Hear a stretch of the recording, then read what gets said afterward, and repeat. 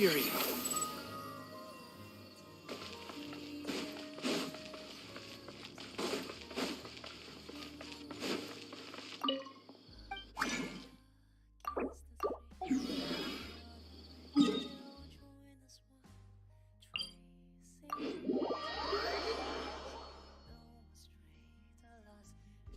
The wind rises.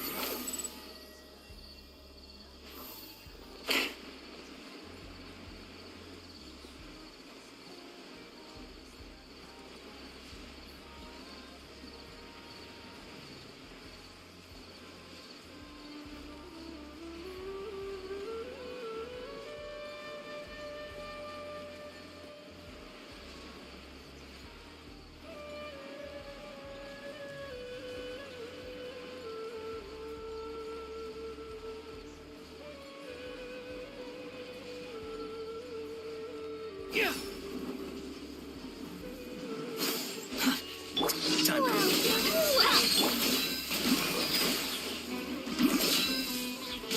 Go! Wind, hear me. Behold.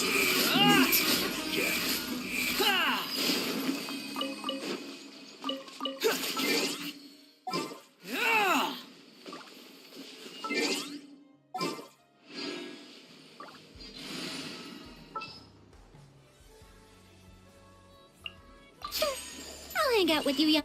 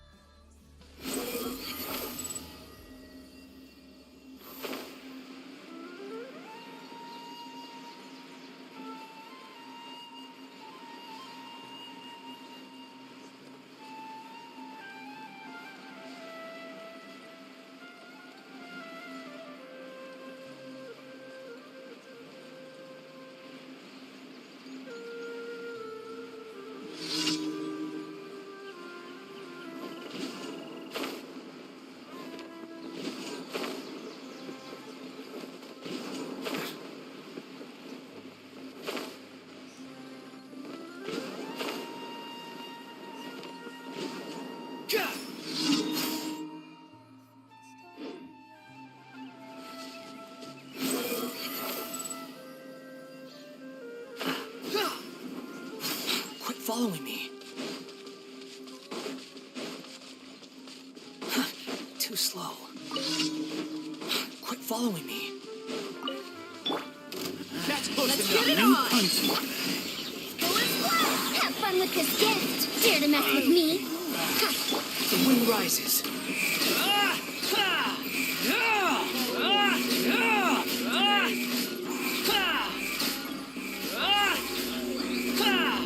Unsightly insects. Barbados, guide us.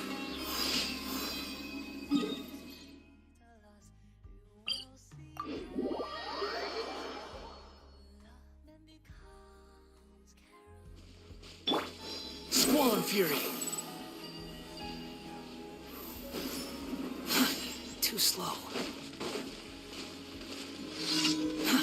Too slow.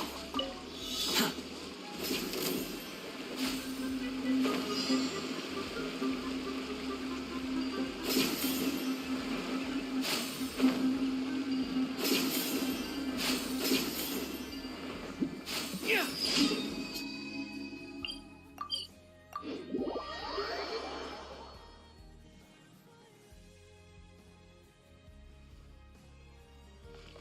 Quit following me.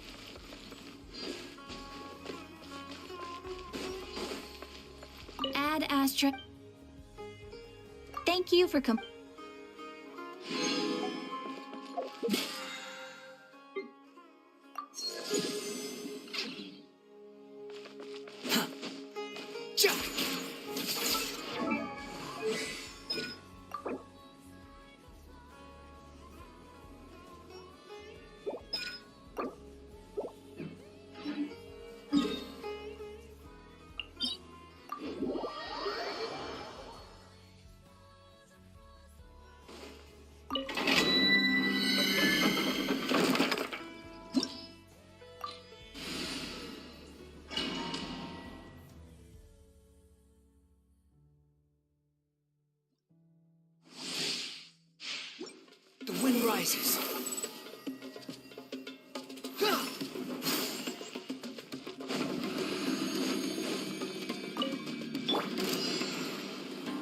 Buckle up!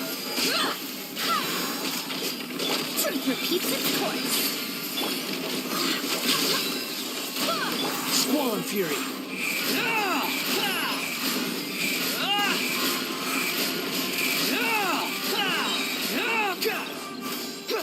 Wind, hear me. Let's get it on! The wind rises.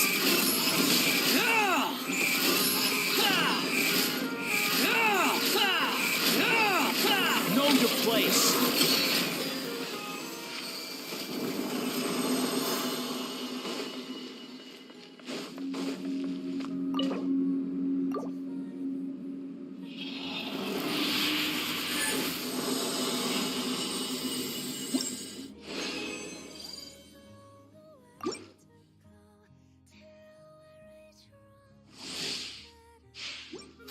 Squall and fury.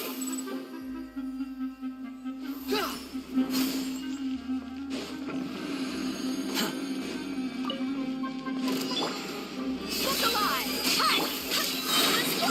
Have fun with this gift! Barbados, guide us.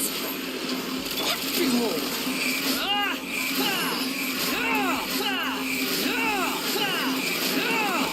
How amusing. Let's get it on! Too late for regrets. The wind rises.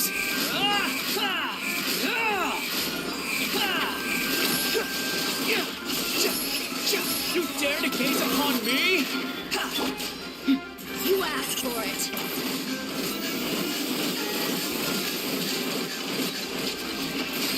Buckle up! Squall and fury.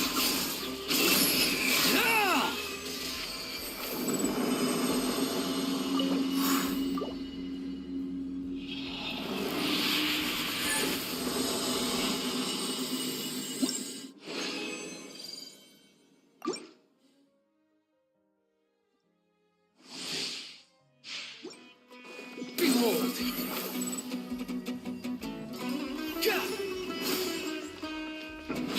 Following me. Let's get it on! Wind, hear me. Ears of the storm.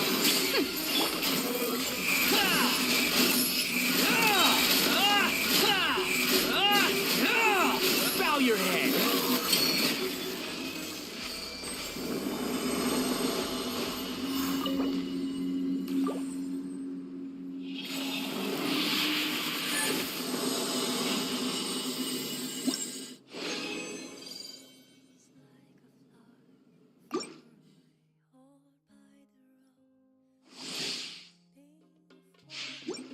Squall and fury.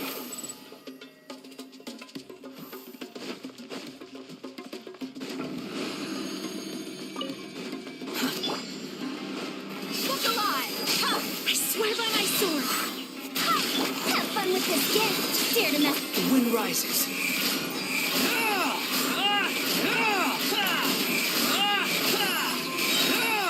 Know your place. Follow me.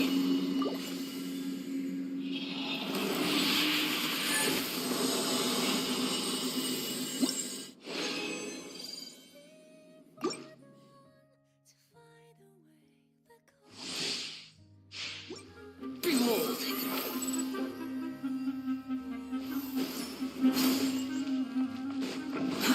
Too slow. Let's get it on! Barbados, guide us. Truth repeats its course. The wind rises.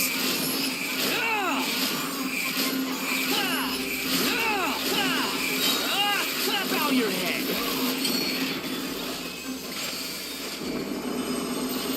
Follow me.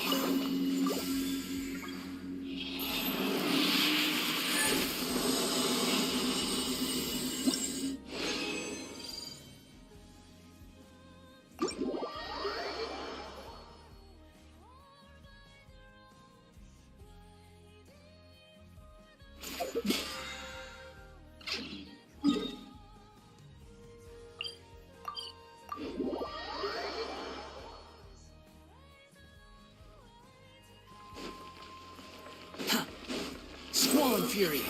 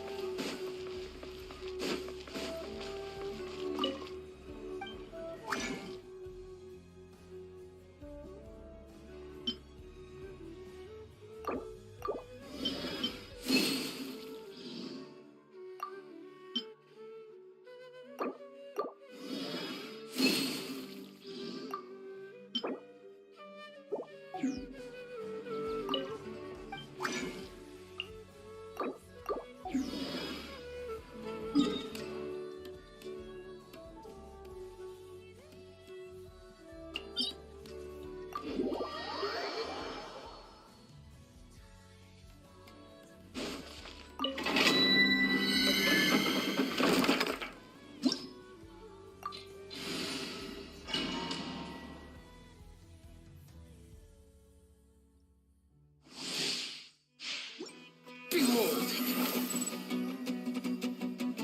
Yeah!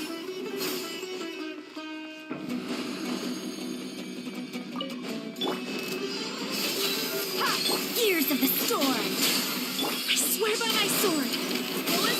Squall and Fury! Ah! Ah! Ah! Ah! Ah! Ah! You dare to gaze upon me? Quit following me.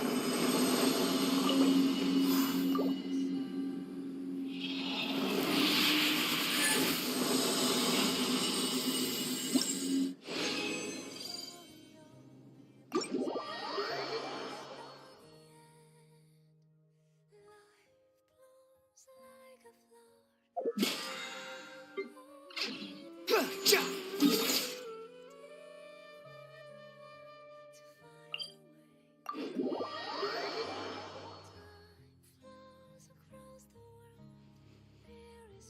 Behold! Ha!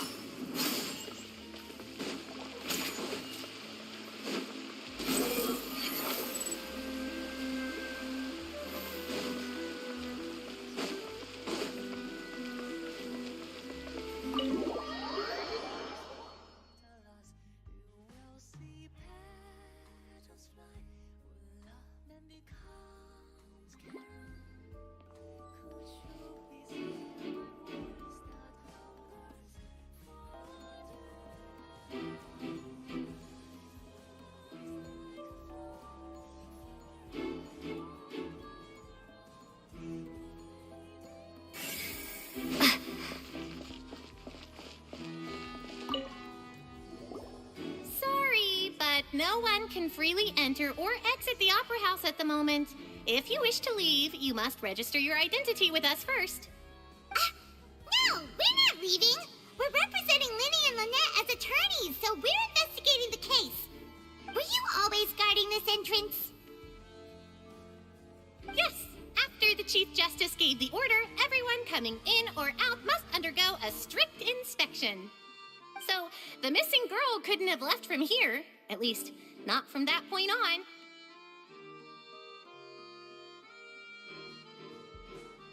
I doubt there was much opportunity then, either. How can you be so sure, Well, because I was in charge of security near the entrance at that time.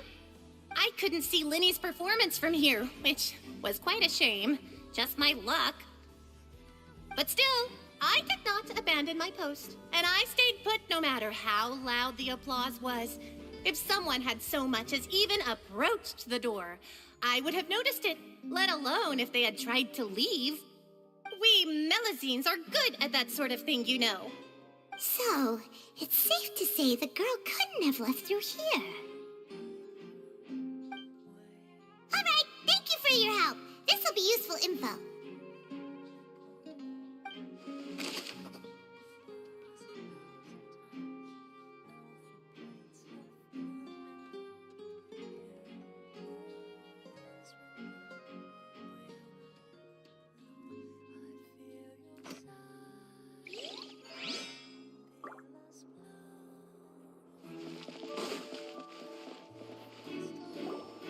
Hey, you!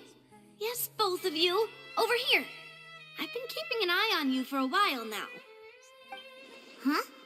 You mean us? That's right. If I'm not mistaken, you're also among those who wish to cut down the thorns and pursue the truth. No? And by the looks of it, you're not from Fontaine.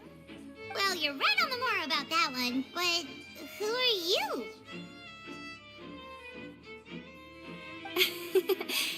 Have you never heard of the Spina di Rosula?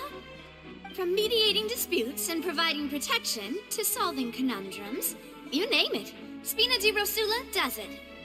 And I, Navia, have the honor of being its renowned president. Though those who play by our rules call me boss.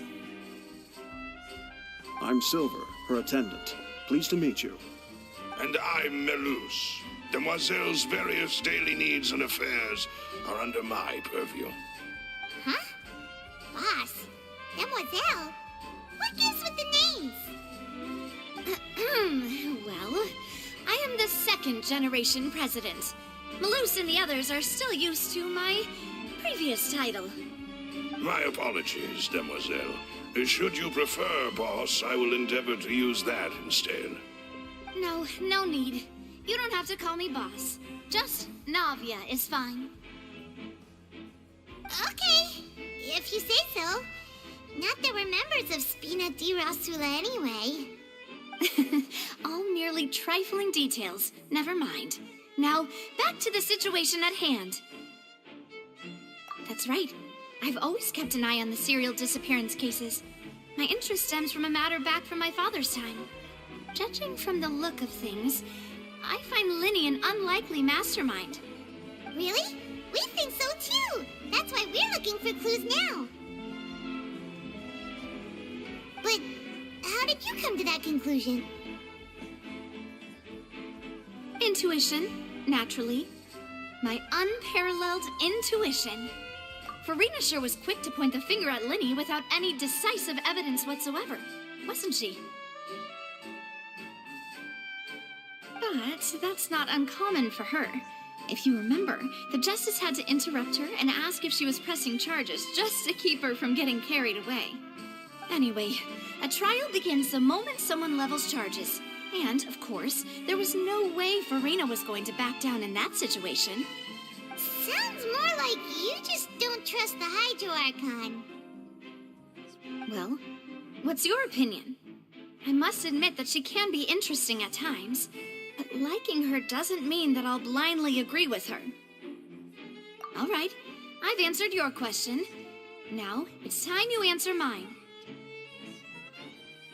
Wait a minute, did that answer count? Well, I say it does. But don't worry, you won't hear any pointless questions from me. In your opinion, do you think it's right to treat a trial like it's an opera?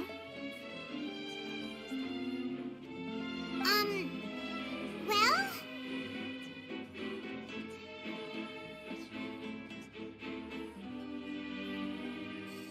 And why would that be?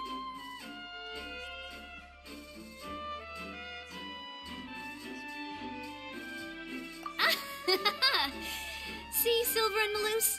I told you they'd be different. Most astute of you, Demoiselle. I, too, think that the Traveler's response was most excellent. No matter how wonderful the script or how fervent the audience's expectations may be, the trials that go on stage here must be based in fact. And if that can be done, boss, then... All right, that's quite enough, Melus. Anyway, I like your answer. You passed with flying colors. Now, I need to make some preparations, following which our joint investigation shall commence.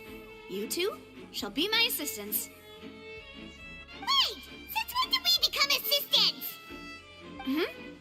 Oh, well, I can be the assistant, sure. Or your companion, if you like. I'm really not that fussy. That's more like it.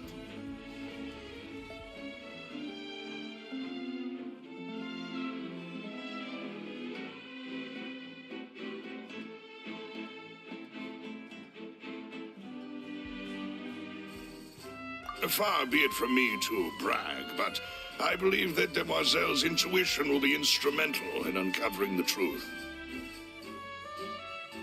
You wish to save a friend from false accusations, and we wish to unravel the disappearances. In this sense, our goals are aligned. You have a point. Huh. You're quite the talker, aren't you, mister? And what about you over there? What do you think? You seem like you've got something on your mind. I have nothing to add. Oh, alrighty then. We'll be making some preparations first. Just be sure to let us know if they start revealing Lenny's tricks. Thanks!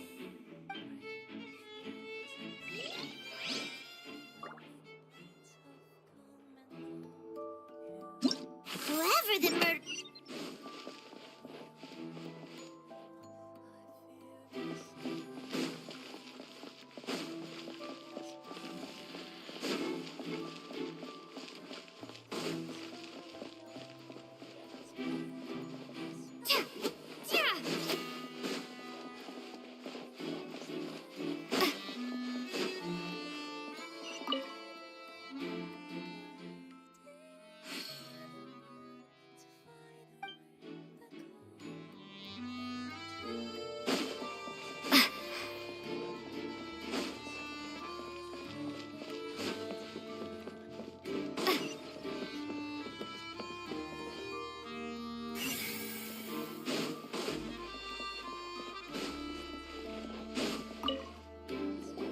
I see that you're investigating the area. Well, it just so happens that I'm interested too. If you find any new and interesting leads, be sure to share them with me, all right? We don't have too many thoughts yet.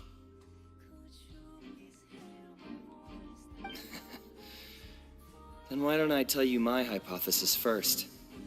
The way I see it. And I'll start it with that loud thud. The thud? Oh, you mean the sound that happened during the countdown?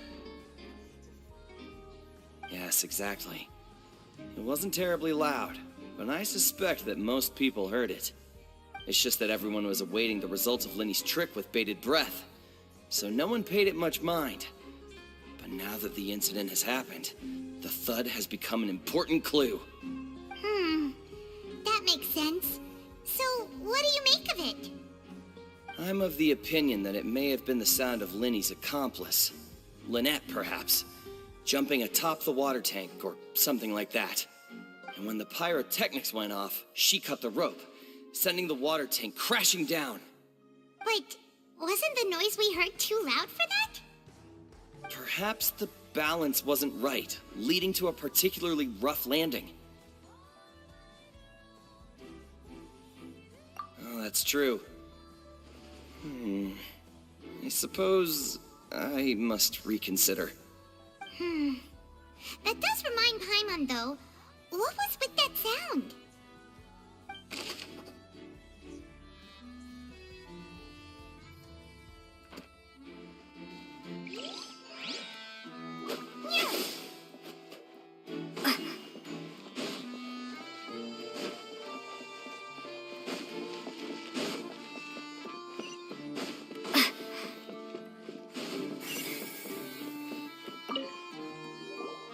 So this is the rope that broke and caused the water tank to fall. The rope looks pretty durable. How can it be burned through so quickly by fireworks?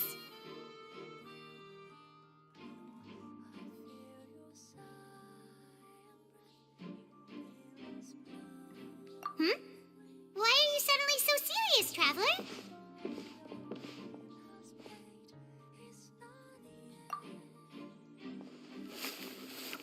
Whoa. Look! This bit is made from different material! Most of it was burned away, but there's still a little bit of it left. Huh. So if a rope meant to hold something was made with that kind of material in it, then that means... Wait, why don't you write all this down? Let's take notes.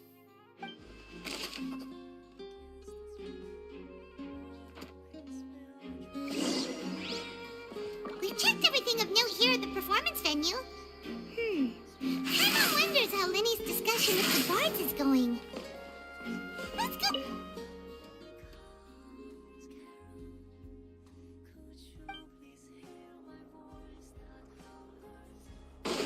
Squall and Fury. Search for it. Understood. Then I will be going with you.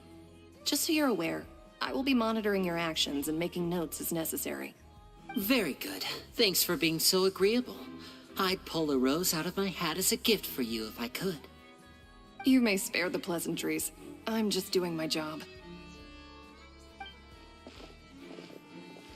You've arrived. Who's this? Me? I'm Spina di Rosula's guardian angel. If you've got a problem, I've got the firepower. Sorry, I got a little carried away there. Call me Navia. I'm a partner of theirs, and we'll be helping investigate this whole situation. And these are my companions. Would you mind if they join as well? Fine by me. Oh, new helpers? I would be most grateful. Well, let's just say we're tagging along. It's not every day you get to see the secrets behind magic performed on such a large scale. I appreciate your kind interest. Come with me. We'll be heading below stage.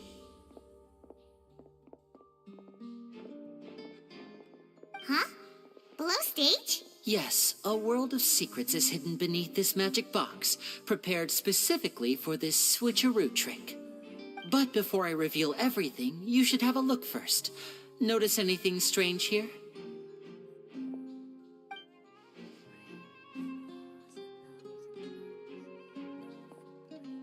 I'm not trying to be dramatic. Remembering the details of a trick will help you understand the methods used to perform it more easily. Huh. Weren't there balloons and other decorations here? Where did all that go? Ah, good eye. That said, you're still far from discovering the answer. The back? You mean the inside of the door? What's different about it? Paimon didn't notice anything. Very good indeed. I thought you might not be able to catch that, given that you were sitting in the first row. The back of this door was patterned. Those patterns are now gone, replaced by a smooth wooden board. So, if you put two and two together, what do you get?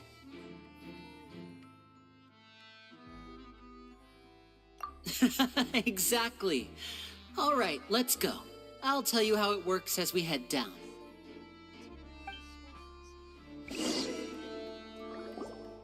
Oh, so there was a passageway under the magic box!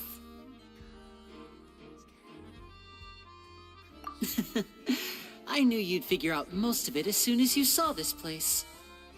The two magic boxes are positioned right above the two entrances of the tunnel.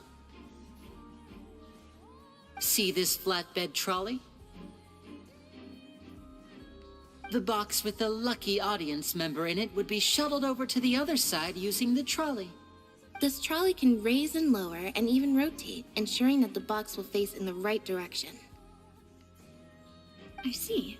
So that's the purpose of the box inside another box. Precisely. The inner box would descend after the audience member was put inside and be moved along the trolley, all while the outer box would remain on stage as if nothing had ever changed. So that's how you did it! Once the box was lowered, the trolley would store some energy through this device here, with which it would complete the rest of the steps. The audience member would only be able to feel some slight movements in the dark, and by the time she walked out, she would already be back on stage.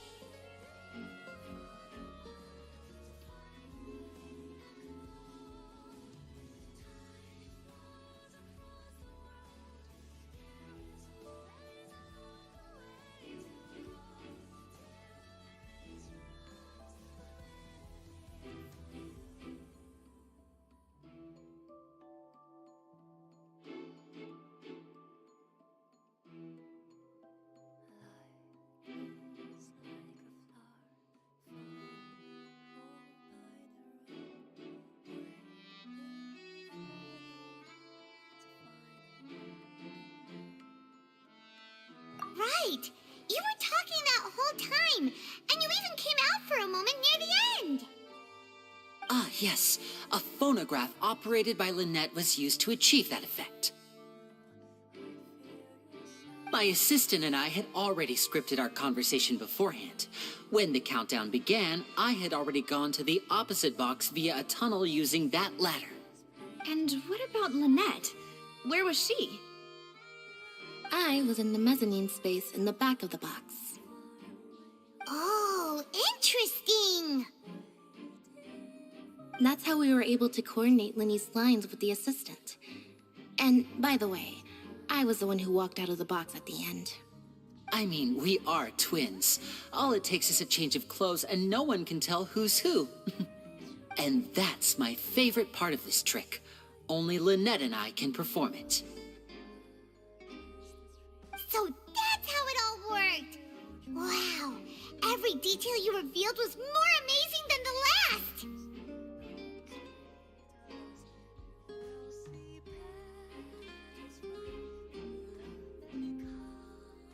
Lynette would briefly walk out of the box and then go back in, jumping into the tunnel and escaping before the box on the trolley could finish ascending.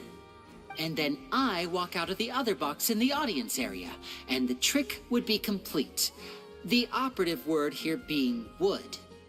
But as you saw, Cal was in the box, not our audience member. She, on the other hand, mysteriously vanished. We really don't know how that happened. If not for that interlude, this would have been an astonishing trick. I probably never would have figured out how you pulled it off. And yet, to think that someone was able to use this magic trick to commit a crime. Could we have a look around? I think we can come up with some more leads. This is the scene of the crime, so Linny and Lynette are not permitted to stay here. I'll escort them back up. Yes, of course. No need to be so strict now. I won't disappear into thin air, you know. Thanks, everyone. We're counting on you.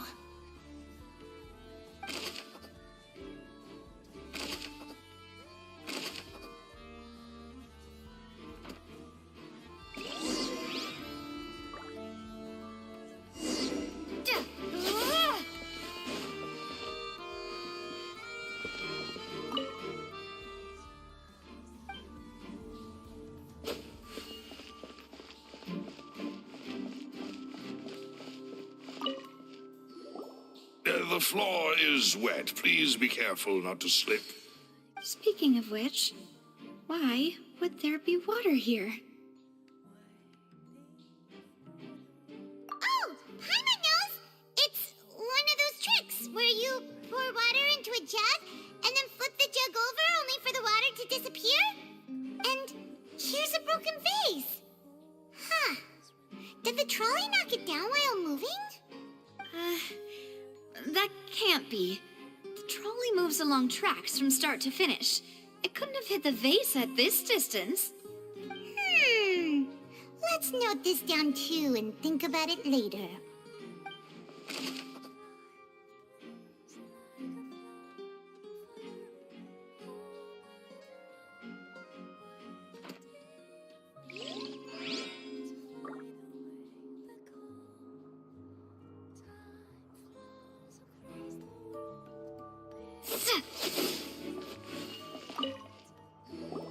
Oh, these are the clothes that the lady chosen from the audience was wearing, right? Her clothes are here, but she's nowhere to be found.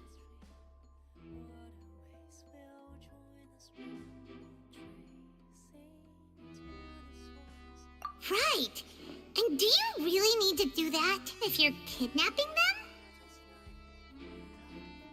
Ugh, this is so confusing. Paimon doesn't want to be a detective anymore.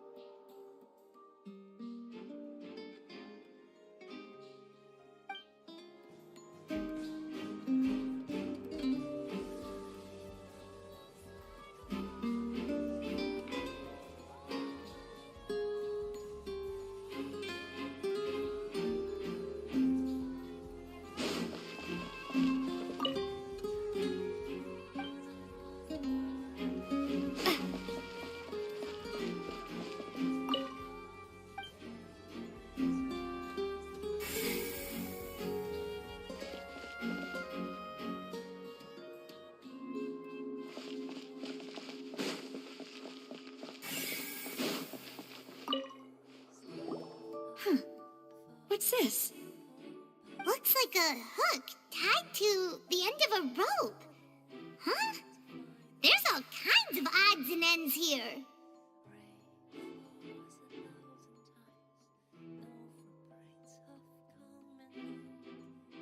Perhaps it was a prop for a different trick. But why would it have been left here? Whatever it is, let's make a note of it first.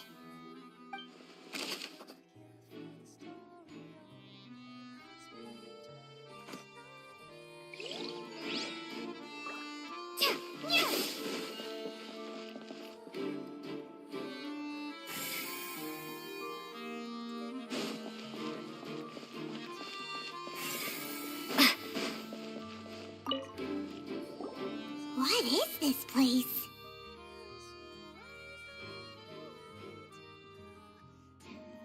It seems someone could fit through here. Could this have been the suspect's escape route? Alone, perhaps. But if they had to pull another person with them, the space would be too narrow. But there are no other ways in or out of here.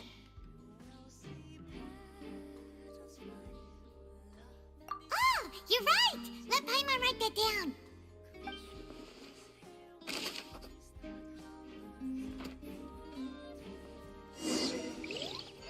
Seems we're just about done investigating down here.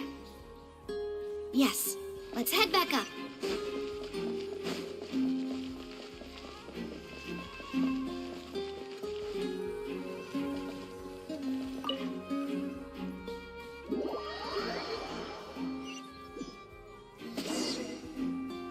Well, we've ascertained the state of the crime scene. Let's find a place to sort out our findings once Malus returns. Seems to me that there are several things that don't add up here. Apologies for the wait, demoiselle. So, what did the guards say? Did the criminal escape through the vent? They believe the odds of that are very low, since the vent leads to the Opera House's basement. The guards have checked the area carefully. No one left through the basement during the performance or after the incident, and no one was found hiding there. So the tunnels become like a secret chamber then. You know, like the kind you usually see in novels. The plot thickens. Halsey's disappearance and Cowell's death are both quite inexplicable. No wonder Farina was so confident in her accusation. All the current evidence points toward Linny and Lynette. In other words, the charges are very likely to be upheld unless we make some considerable progress. Charges and then trial. So if the charges are upheld, they'll announce a sentence? That's right. This is how a trial goes in the Opera House. During the proceedings, the Chief Justice and the Oratrice will hear statements from both sides. That's right. This is how indemnitium is produced. The statements from both sides, the defenses from attorneys, witness testimonies, and even the audience's emotions will all be projected on the Oratrice. To put it simply, it's as if the Oratrice has its own will, and is a judge in its own right. This also precludes any kind of favoritism on the part of the Chief Justice. And not that this has ever happened anyway. Once both sides have finished speaking, the Chief Justice will make his final decision. This, too, will be used by the Oratrice as a reference. Then, finally, the Oratrice will be consulted by officials. The result it returns is the will of justice itself. Huh? So that machine is the one that actually decides? Paimon thought Neverlet called the shots. In practice, there is very little difference. Both have always come to the same judgment, which is why people have great faith in the Chief Justice. Ah, yes, the guards also asked me to convey that none of us will be allowed to leave this place before the trial. Huh? Why? Because we've chosen to act as the twins' proxies. That makes us persons related to the case. They're concerned that we might be colluding with outside parties, or that we might find outside help to disrupt the case. And even if that were not so, it could prove problematic if we happen to spread key information about the case ahead of time. I'm ready to break out at any time. Whoa, whoa! There's no need for that! Paimon thinks they have a point. That said, are they providing food? Of course. I just hope you don't mind the lack of options. I'm afraid that catering to all tastes is not in the cards, nor is any guarantee of balanced nutrition. In that case, let's just sort out our findings together here. Pity. I was hoping to take you to try some of Fontaine's famous desserts, too. I mean, what better way to properly think through our findings than over some tea and sweets? Huh. Breaking out suddenly doesn't seem like such a bad idea after all. Just kidding, just kidding. Paimon will still do her best, even if there are no snacks. What do you mean, no snacks? Of course we'll have snacks. If we cannot buy some, then we'll simply make some. Huh? Here? But how? Understood, demoiselle. Everyone, please come with me.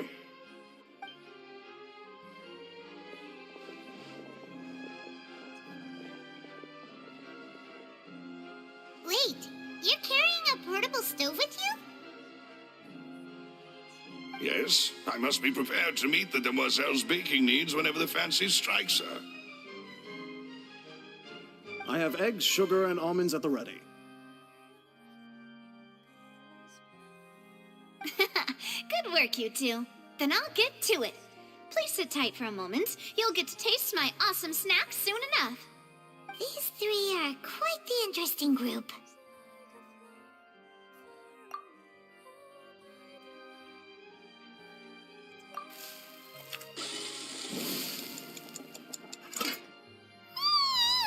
And Paimon thought it smelled good while it was still in the oven. Oh, it's even better now. Paimon can't stop drooling.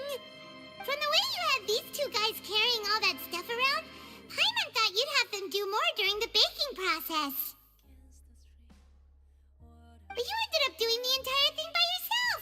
Beating the egg whites, grinding almonds, everything. I was applauding. And I was giving encouraging smiles. Paimon was just thinking, aren't you worried about getting your fancy dress dirty beating egg whites and baking like this? Well, I don't think it's carved in stone anywhere that fancy ladies can only read books, sip tea, ride horses, and play the piano. I just really enjoy making snacks. Don't underestimate beating egg whites, by the way. It's a real arm workout. You also need to beat them to just the right consistency, or your macarons will crack. Anyway, give these a try, fresh out of the oven. There's 3 for each of us. Only 3? Well, eating too many sweet treats might send all that sugar to your head. You wouldn't be able to think clearly about the case on a sugar rush, would you? Tea is ready to be served as well. This is Demoiselle's favorite, strong black tea with a floral fragrance that clears the mind and lifts the spirit.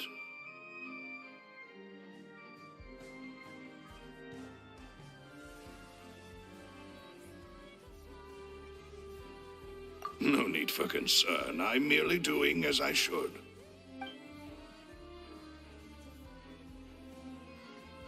All right then.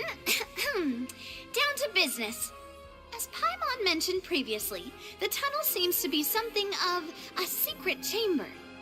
However, we can assume that Linny and Lynette were not alone within it. Some criminal also occupied its sealed confines. The magician twins could have committed the crimes, of course, but they lack any logical motive.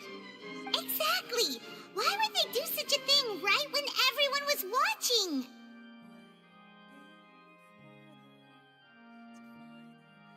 The flower vase and the thud we heard during the performance could indicate some altercation between Halsey and the criminal in the tunnel, resulting in the shattering of the vase, the discarding of her clothes, and her abduction. Perhaps the criminal thought that since she was chosen from the crowd, she would be too easy to identify if she was still wearing the same clothes. Paimon guess that makes sense, but the real trouble is... True. None of the clues we found thus far support the existence of this third person. But the only people left to consider are both technically victims, whether it's the missing girl, Halsey, or poor Cowl. Huh. Could Halsey have secretly made modifications to the magic props in order to murder Cowl before making her escape? That's right. And even if she had tampered with the setup, she would need to understand the entire trick to pull it off. Nor does she have any motive. The guard said that she has never had any dealings with the Magic Troop's members. Were we not thorough enough in our search? From the sound of things, this is turning into an impossible case. Your macarons are amazing, though, Navia.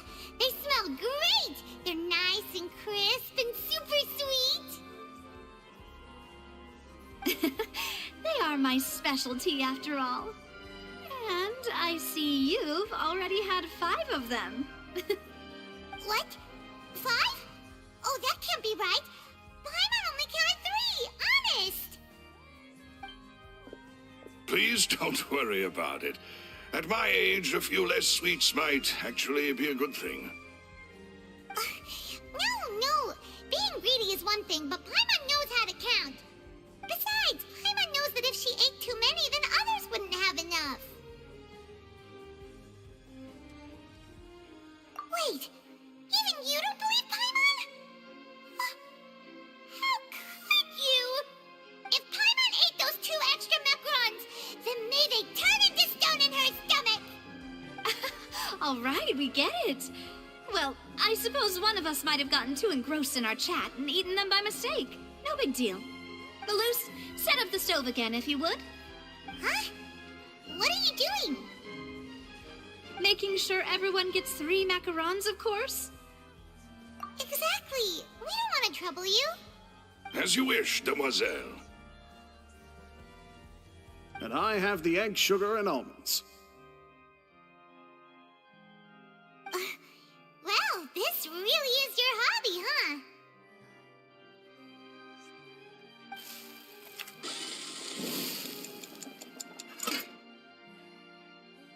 Well, that's it for snack time. I'm going to have another look around the area. I don't know what we're looking for yet, but we've still got some time.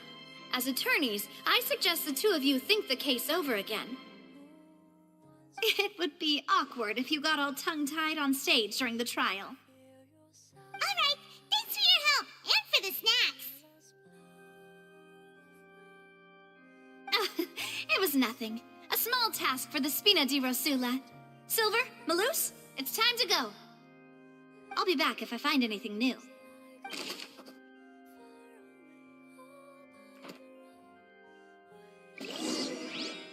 All right, it's time to put our heads together. We've got to get our defense ready for the trial. Oh, it's probably gonna be a long and difficult case. There's no point in worrying about that now. We just need to prepare. Here, take Paimon's notes. They should help you review the situation.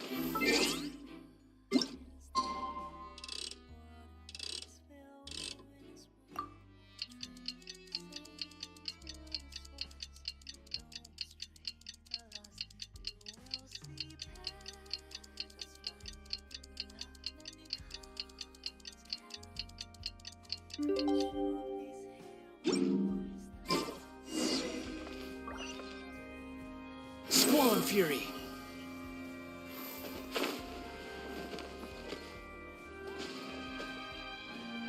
The wind rises.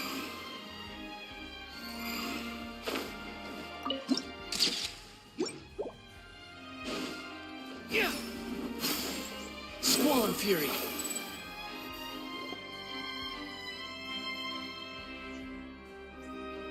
What do we do? The whole situation is so confusing.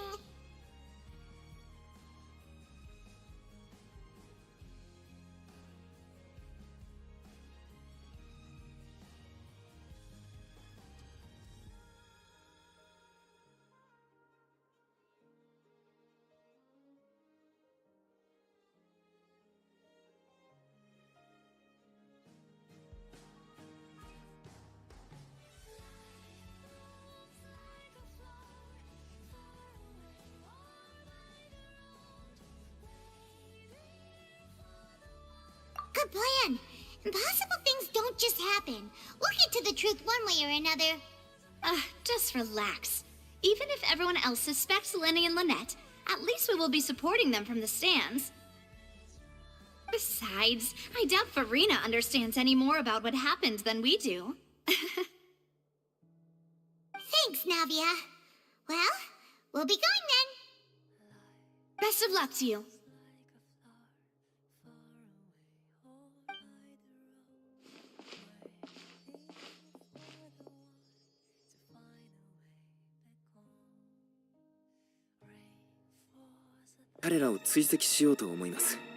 Finally, you're back.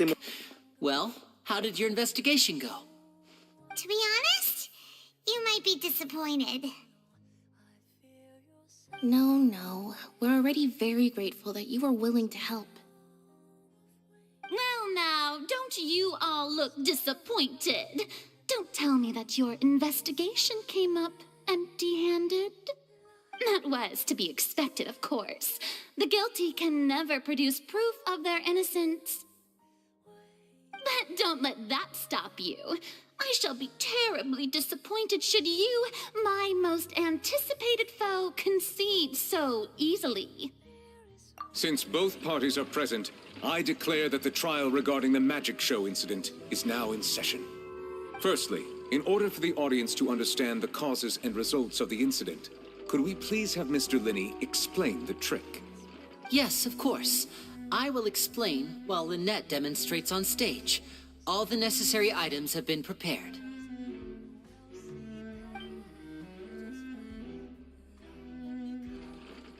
Thank you, Mr. Linney. In that case, I take your statement to be that you ran to and remained hidden within the magic box in the audience stands once the trick began, and thus could not have committed the crime. Is this correct? Yes, that's correct, Your Honor.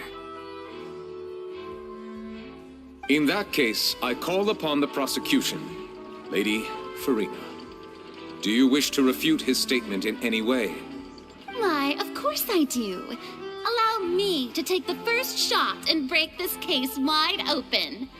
Mr. Linney is clearly lying.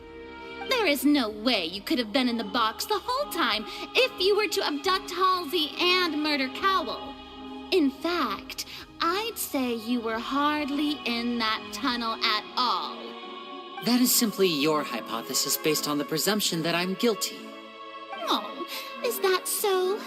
And if I may ask, what did you hear while you were inside your box? The roaring countdown of the crowd, of course. That's how I kept track of the time and built anticipation for the finale. And you didn't hear anything else at all? Nothing that might leave an impression of any kind? No, nothing. I see. But when the count reached 30 seconds or so, there was a thud. One so loud that I believe practically everyone heard it. Huh? Hey, hang on. Something's not right here.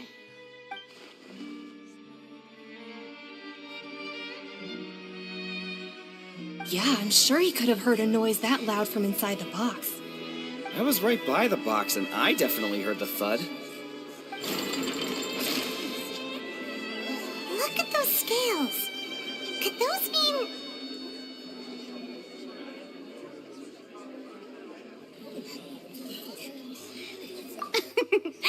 Well then, ladies and gentlemen, allow me to use the words of the magician himself. You never know what can happen in the blink of an eye. Indeed, it seems his alibi can also collapse in the blink of an eye. Of course, I have armed myself to do far more than smash your alibi. Confidence cannot go unfounded, and my foundations are rock solid. Tell me, aren't you and Lynette actually from the House of the Hearth? The House of the Hearth?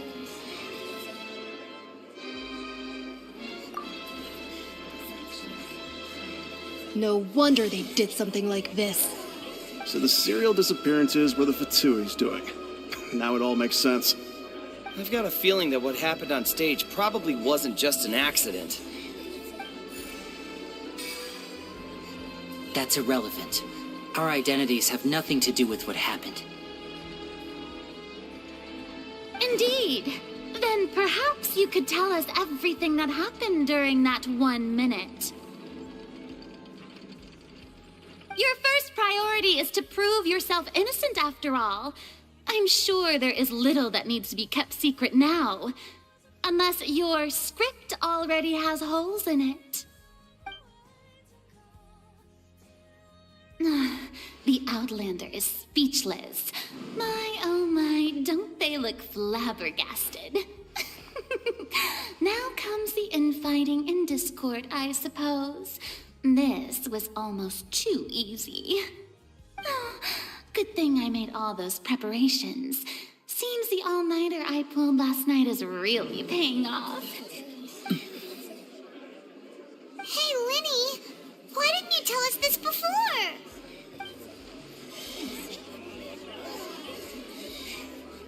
Order! Order! Mr. Linney, allow me to re-establish the facts. Lady Farina has raised 2 points. First, when the thud was heard in the Opera House, you were neither in the box nor the tunnel. Second, you and Ms. Lynette are both members of the House of the Hearth. Are these claims true?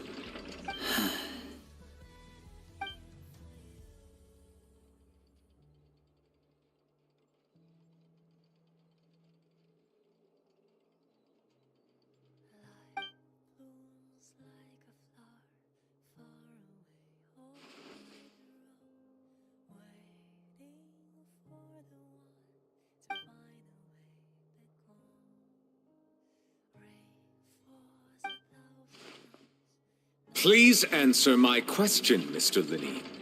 I'm sorry. Yes, they're true, Your Honor.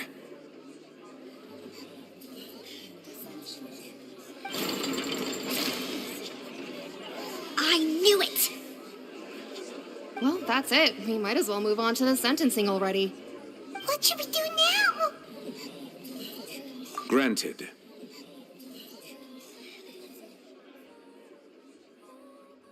In that case, what is your request?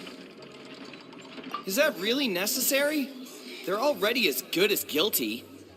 The defendant deceived their own attorneys. What is there left to discuss? Order! Order, I say! Your request is reasonable, and we shall adjourn. This trial will reconvene in 1 hour. So you would stick to Mr. Linney's defense even after knowing what you do now? You certainly have more professionalism than I thought. In that case, my dear audience, let's allow the joy of victory to steep for a little while longer.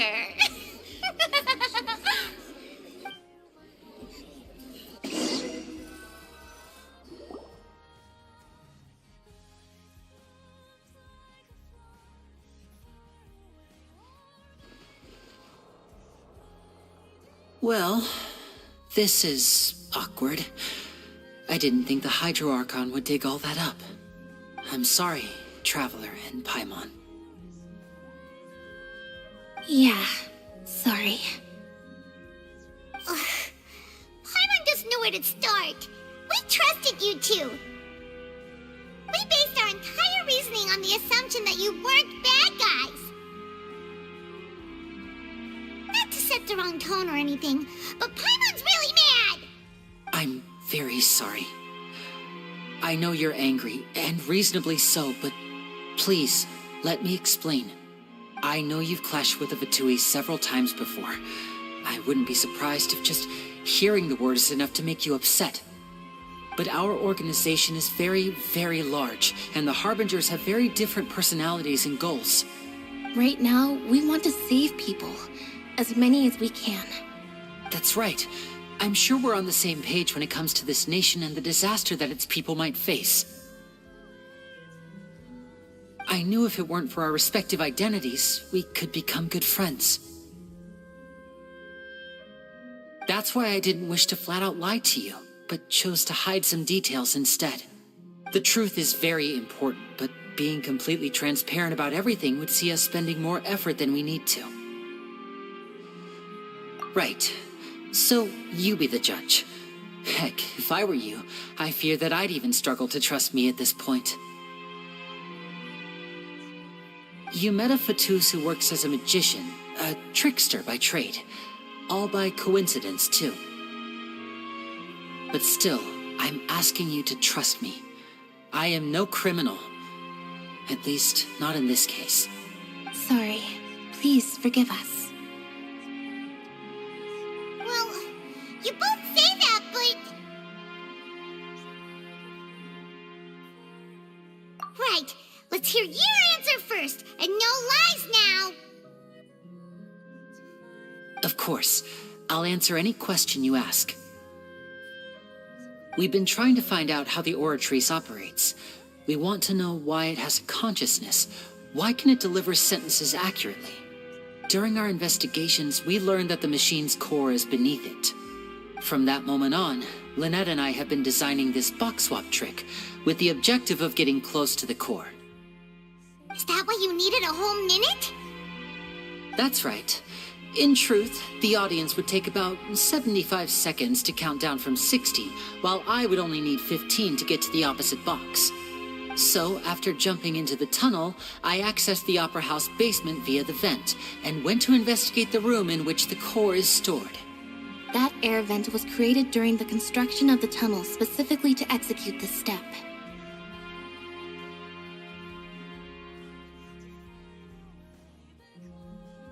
Well, nothing. As soon as I reached that room and was about to investigate, I heard someone's voice. Which should have been impossible, of course. I was quite certain that I was the only one in the room. That voice seemed to recognize me and tried to speak to me. I chose to err on the side of caution and retreated the way I came. On the way back, I saw the broken vase and the clothes on the ground, but the countdown was almost finished, so there wasn't time to give it any thought. After that, the homicide occurred just as you saw.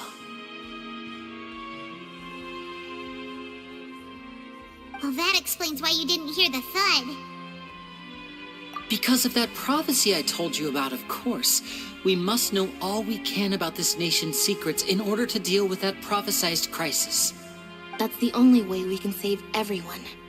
So, there you have it. The whole truth. I swear, I didn't hide anything from you this time. It was never my wish to proceed under this cloud of mistrust either. But, like I said earlier, you can be the judge. If you want to leave because you don't trust the Fatui, there's nothing I can do to stop you. Well, Traveler, you decide. Paimon will follow your lead however you choose.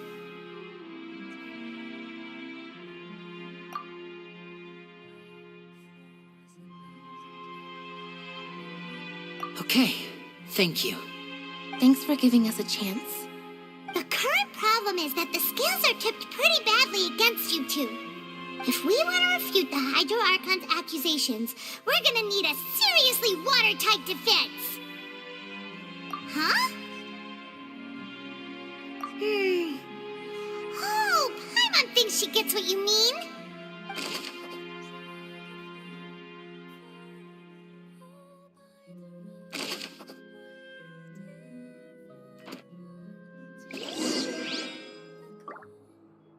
The wind rises.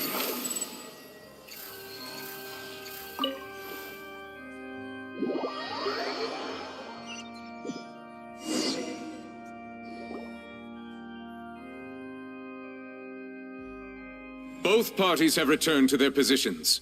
Let us continue the trial. When last we left off, Mr. Linney acknowledged the new evidence presented by Lady Farina as fact. Therefore, Lady Farina may continue stating her reconstruction of the events. That took long enough. Now then, if everyone would lend me their attention. At this stage, let's revisit that scene from Linney's perspective.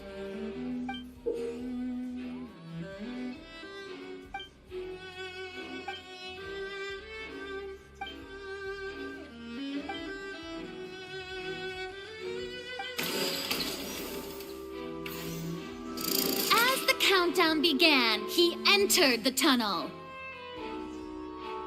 When the flatbed trolley passed, he opened the box and got into an altercation with Halsey, which caused the loud thud.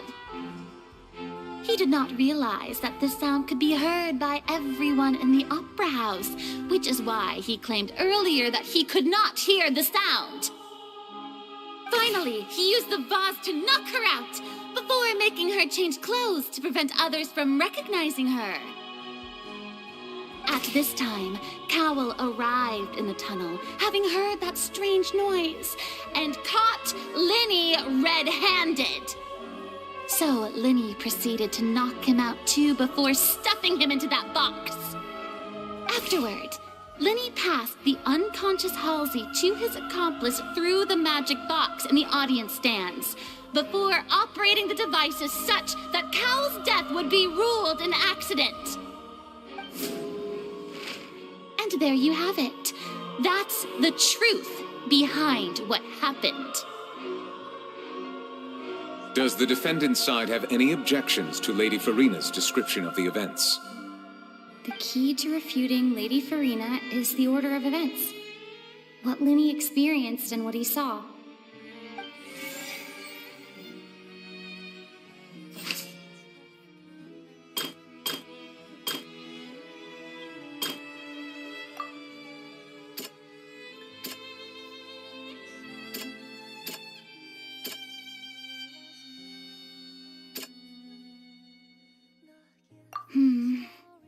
Seems this won't produce a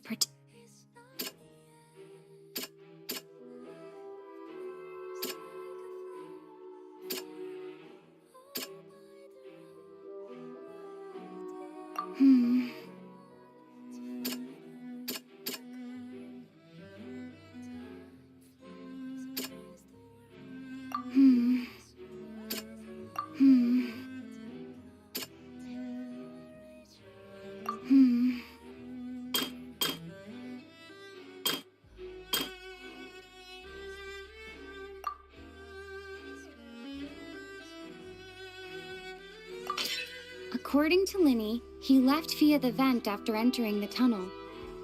He couldn't have had that altercation with Halsey.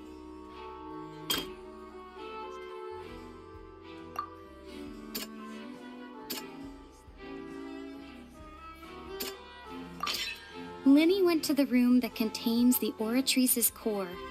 This is the actual truth.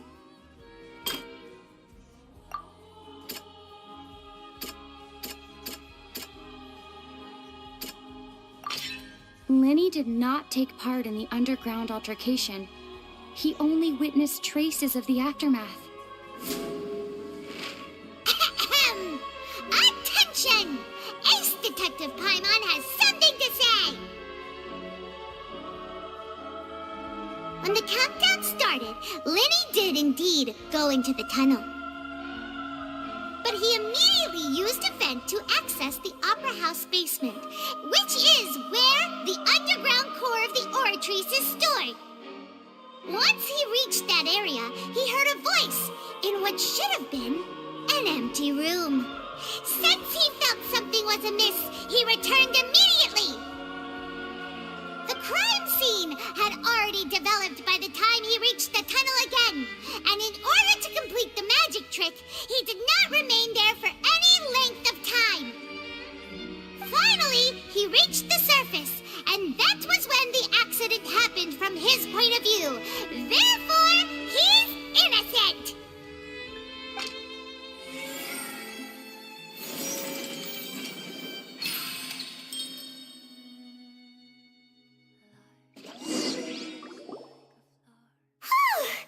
Paimon did it! Paimon actually managed to say all that! Wasn't it awesome? In other words, you believe that he knew nothing of the incident? That's right! My reasoning?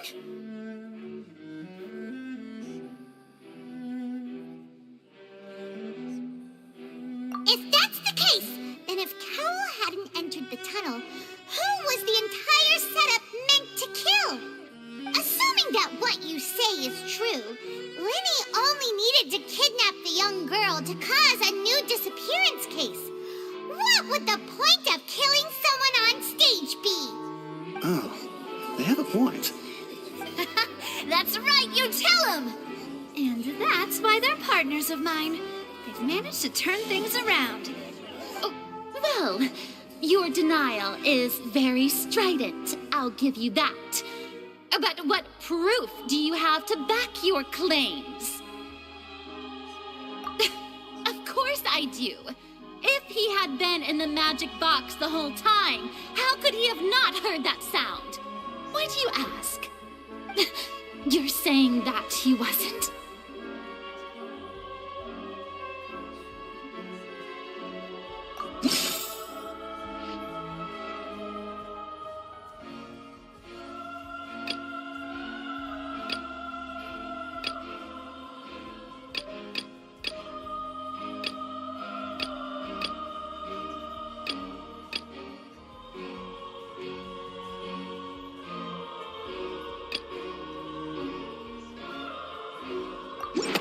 Sure we don't need to give this more thought? Paimon thinks there's something off here.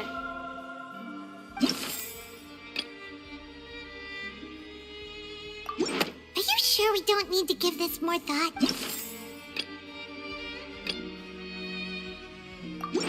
That's right! Lenny wasn't in the box or in the tunnel. That's why he didn't hear anything strange during the performance.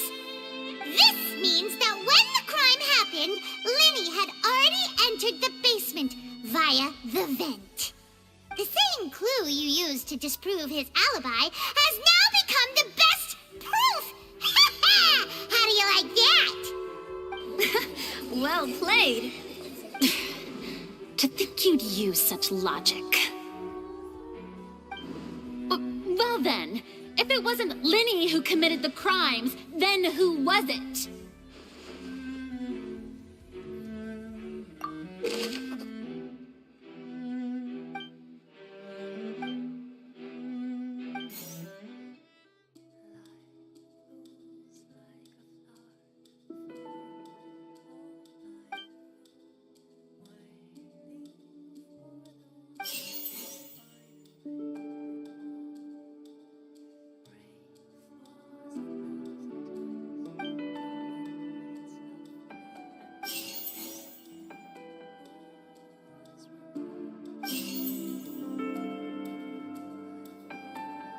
The deceased's name is Cowell, Lenny's assistant. He would have been able to tamper with the equipment. Could there have been a third person involved? Is that really a possibility? Halsey is the missing person and an ordinary audience member. Or did she have her own scheme all along?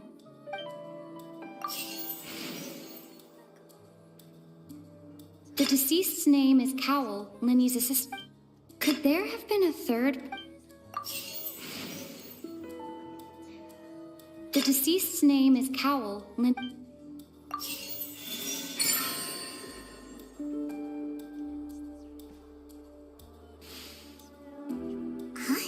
Huh?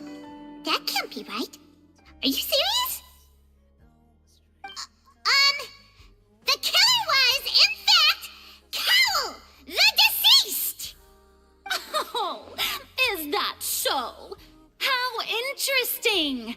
Let's hear your reasoning then. What I must do next is recreate the truth. What Cowell did, and how he went from would-be perpetrator to victim.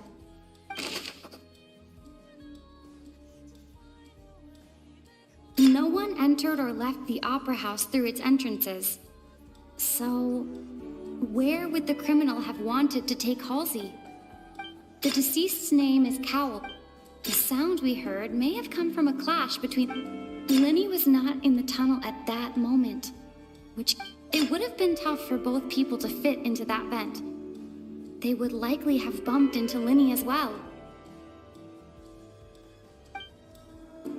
Lenny was not in the tunnel at that...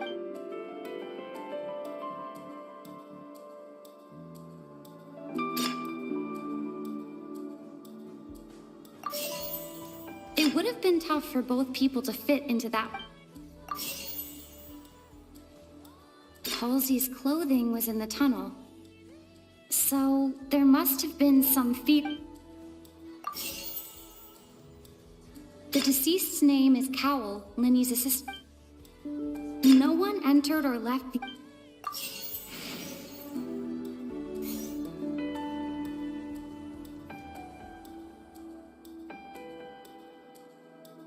No one entered or left the opera house. It would have been tough for both people to... The deceased's name is Cowell. Halsey's clothing was in the tunnel. It would have been tough for both people to... The sound we heard may have come from a clash between the missing Halsey...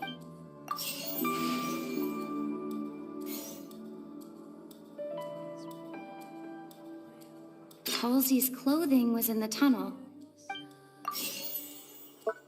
It would have been tough for both...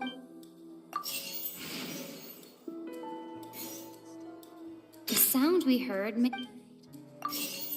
Halsey's clothing...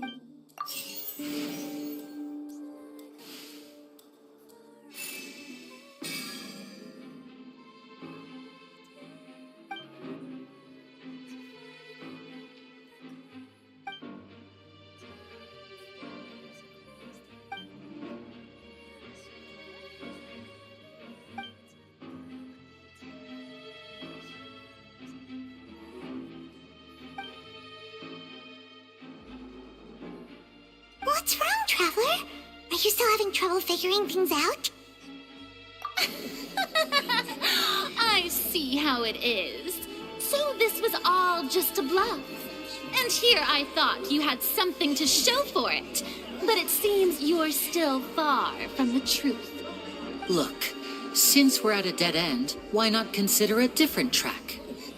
Just like the trick as it transpired, the end result must have been utterly different from the magician's initial design. If only we knew how Halsey disappeared. Well, that would be nice, but the tunnel only has 3 exits, and none of them seem very likely. And it's not like this is a magic trick where you can just make a real live person disappear. You know, like you did from that water tank, Lynette.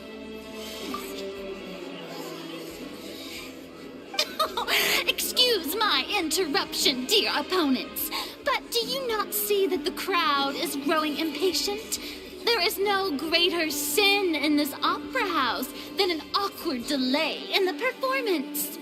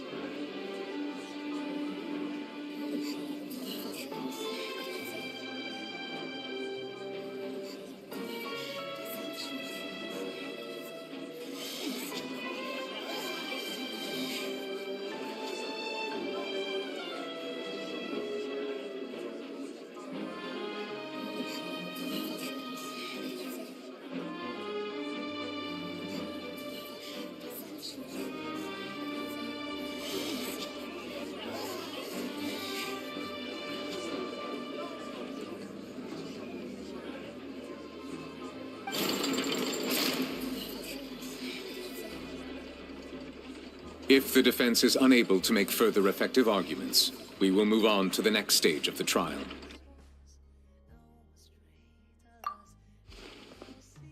Lenny was not in the tunnel at that moment, which gave our criminal ample time. The sound we heard may have come from a clash between the missing Halsey and the criminal. The deceased's name is Cowell, Lenny's assistant. He would have been able to tamper with the equipment.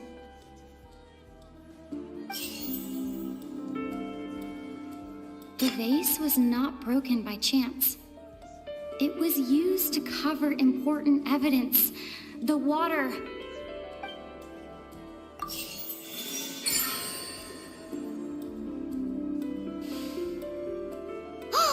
Paimon gets it! It all comes together if Halsey disappeared instead of being kidnapped.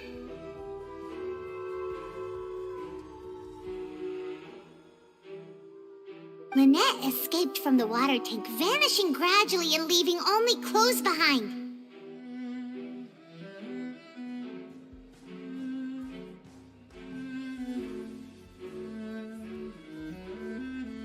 If there's a similar method where a person could be transformed into water... Oh, just a moment, please. I do hope you know how preposterous you sound at the moment. How could a person ever be transformed into water? This is reality we're talking about here, not some magic trick. Must we really? I should think that of anyone. Your friend Linny already knows this truth very well. Magic tricks are ultimately just illusions and misdirection. But Halsey's disappearance is very real. We're talking about two completely different things. Even so, I trust the Traveler's judgment. The truth must be out there somewhere. Perhaps a new line of reasoning may open if we try to gather all the focal points that don't make sense. Since Cal was the deceased, we haven't placed much attention on him. But given that we aren't making much progress with the case, it wouldn't hurt to have a look at his belongings, would it? People really do come up with all sorts of harebrained schemes when at the end of their rope. The way I see it, your suggestion that we broaden the scope of our investigation is nothing but a tactic for stalling the trial. Nevertheless, I believe that this is a reasonable request on the part of an attorney. Since the trial does indeed appear to be at an impasse, I believe that additional evidence may help us make more progress. Guards, please step into the lounge and examine the personal effects of the deceased Cowell.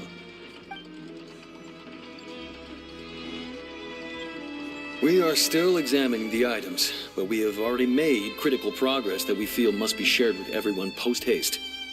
We discovered several test tubes of fluid within Cowell's baggage, each labeled separately. The notebook in his backpack claims that these fluids are water from the primordial sea. The primordial sea? The note's contents also indicate that Cowell belonged to an organization that sells illegal drugs and that he had an accomplice. The notebook has many entries concerning safe usage of these fluids, in which the keyword dissolve appears many times. One of these tubes was labeled Opera Epiclese, along with yesterday's date. It is empty. The notes also state that these dissolution properties work exclusively on people from Fontaine. It's likely that Halsey was chosen as some sort of test subject. As such, we believe that the defense's hypothesis is, in fact, supported by sufficient evidence. You've got to be kidding! People dissolving into water? Could something so ridiculous actually be true? Wait a moment. This reminds me of a certain prophecy, but it's just a coincidence, isn't it? Huh. If people can become water, does that mean that the water tank's real use was as a means to hide water stains? And if Cowell was targeting that girl... Wait just a minute. Could that mean... You two, with me, quick! Demoiselle, wait! What about your partners? Let's go. Just trust me. Order! Order! It is undeniable that further examination of the deceased's personal effects has yielded some surprising results, but we cannot yet verify the veracity of these clues. Still, let us assume that these clues are indeed authentic, albeit with the understanding that Ms. Halsey has yet to be found. Guards, please continue examining the items along these lines. Mr. Linney, it appears your hypothesis is supported by the evidence, so please continue speaking. Of course. Thank you, Your Honor. If we uphold this hypothesis, I believe that many of this case's seemingly unrelated clues can be connected together. Right! Like the metal hook! That one didn't make sense at all. Let's think about this. Cowell's methods must have something to do with that water from the primordial sea.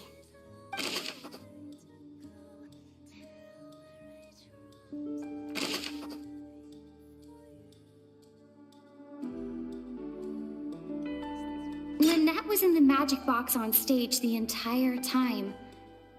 Did she have something to do with this? I remember there was something else within the inner layer of that box.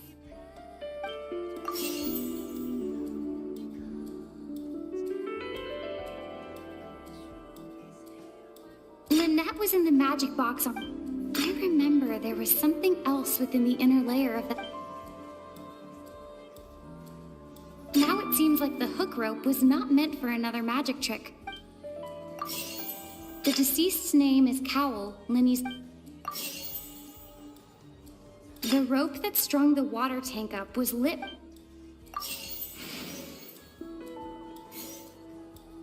The deceased's name is...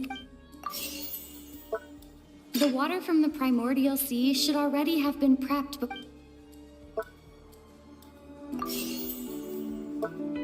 Lynette was in the magic... I remember there was something...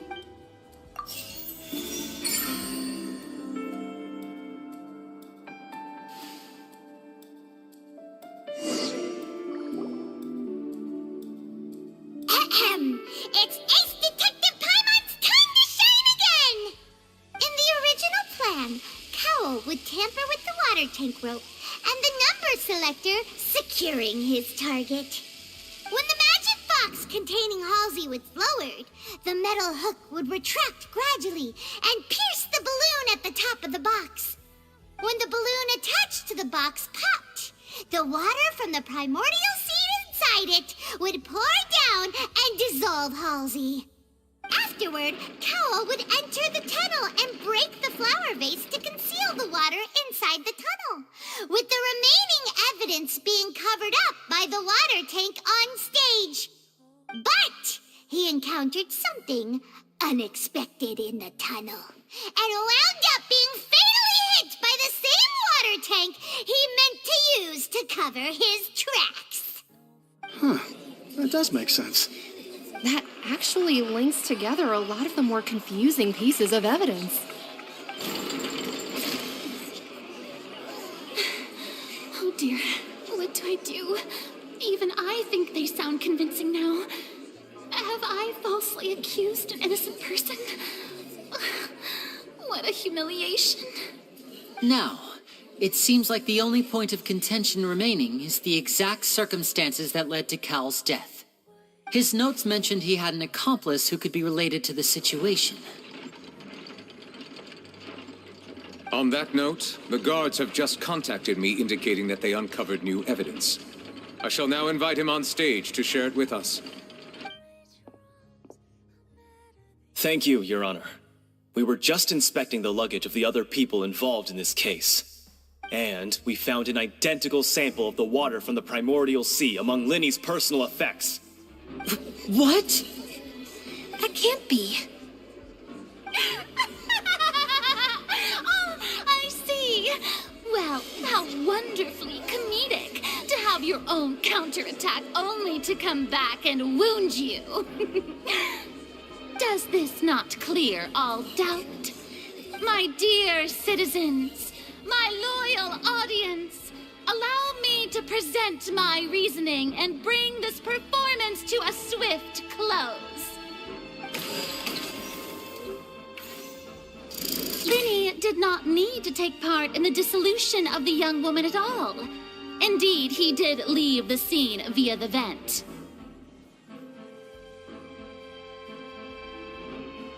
Having made modifications to the props beforehand, his accomplice Cowell then caused Halsey to vanish using the water from the primordial sea.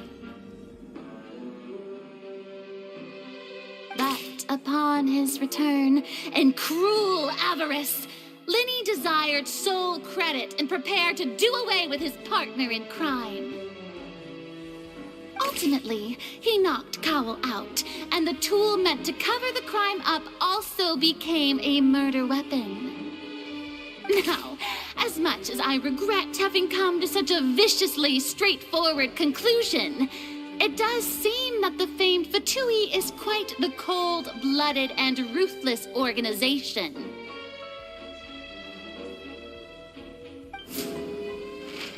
Am I right, Mr. Linny? We've used up all the evidence we collected. There's no way for us to make a rebuttal here. Is this the end of the road?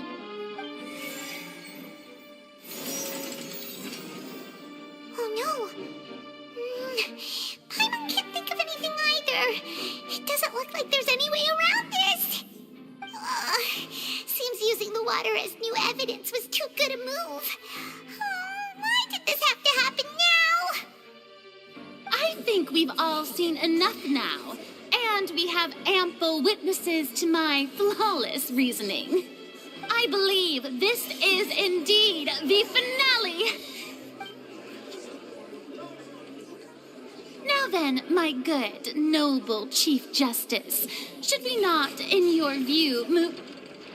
Excuse me, everyone, but I must interject. Miss, I must ask you not to shout and to respect the ongoing legal proceedings. Oh, come on. Don't be hasty. I have a good reason for interrupting, you know. Now, would anyone here like to take a little break from all this debate and see a little magic? I'll show you an amazing trick. One that can bring a young woman who has disappeared back in the flesh, right before your very eyes. Please, do the honors, Mr. Linny, if you would be so kind. What in the world is she saying? No offense, miss, but miracles like that are beyond my scope as a magician.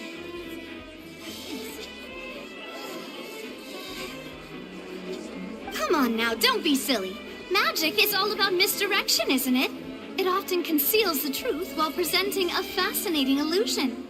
But once everyone believes the illusion, can't magic reveal the truth to them once again? And wouldn't such a trick be the most marvelous finale to today's performance? Come on, Lenny and Lynette. Give it another go. Don't worry. Spina di Rasula has made the necessary arrangements on your behalf.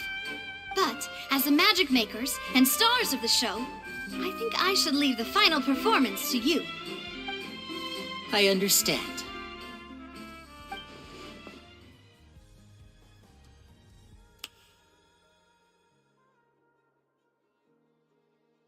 And voila!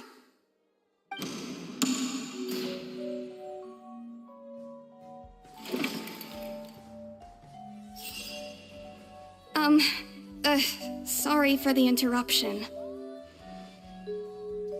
Wait, isn't that Halsey? So the whole thing about people dissolving wasn't true after all? To be clear, I'm only here because this person told me that if I testified, the merit of doing so would lessen my sentence. I was hiding outside this room listening to the proceedings because I was afraid that I would be the one put on trial. I was just feeling happy that no one had noticed me, and then before I knew it, she caught me. That'll teach you to underestimate us three.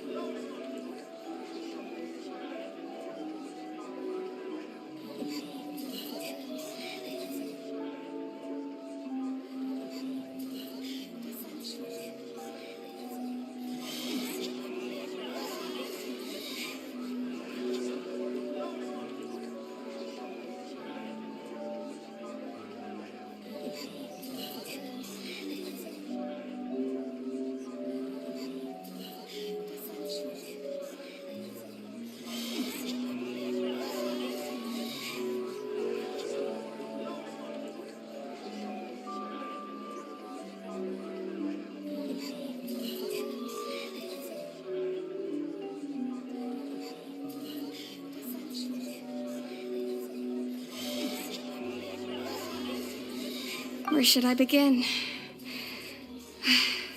I'm sorry. I'm the one who killed Cowl. I admit it. What? Why? Firstly, my name isn't Halsey. It's Lillian, and I'm originally from Mondstadt. I heard that Linny's show was gonna be a real thriller, but I missed the chance to buy a ticket, so I stole one. That's how I make a living. I steal stuff here and there, and I'd never been caught before. But I was noticed at the harbor a few days ago, and I barely got away. Lenny was the one who caught me in the act. Hey, no wonder you look familiar. So you were the thief. Liddy even mentioned that you were pretty skilled. Well, and I thought that would have been the end of it, but then the number selector chose me. He even mentioned the Fortress of Meripede. That's a prison, isn't it? So you can imagine how shocked I was. I thought he was onto me for sure. So I played along with the show while looking for an opening to flee, but then I got water poured on me for no reason, and then someone jumped into the tunnel to nab me. I wasn't going to take that lying down, so I knocked him out and stuffed him into the box. There was nowhere to run from there, though, so I had to change my clothes and hide in a box containing performance costumes. I slipped out after the first guard arrived at the scene and continued hiding inside the opera house. Can a person even hide in there? But I swear, I didn't know that the water tank would fall down. Really, I swear it. Had I known that, I wouldn't have put him in the magic box. I may be a thief, but I'm no killer. Well, that makes everything pretty clear now, doesn't it? This time, we need to tell the entire story from Lillian's perspective.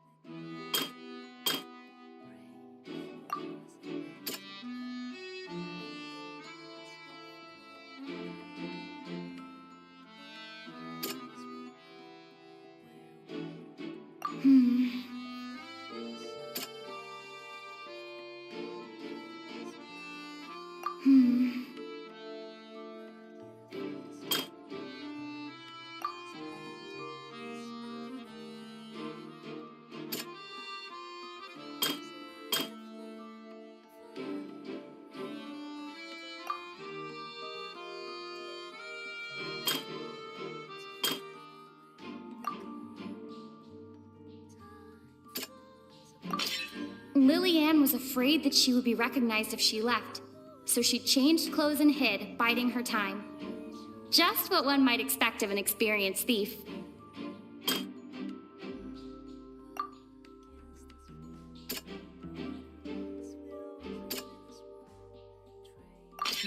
The flower vase was not broken to cover anything up, but was smashed during the struggle between Lillian and Cowell.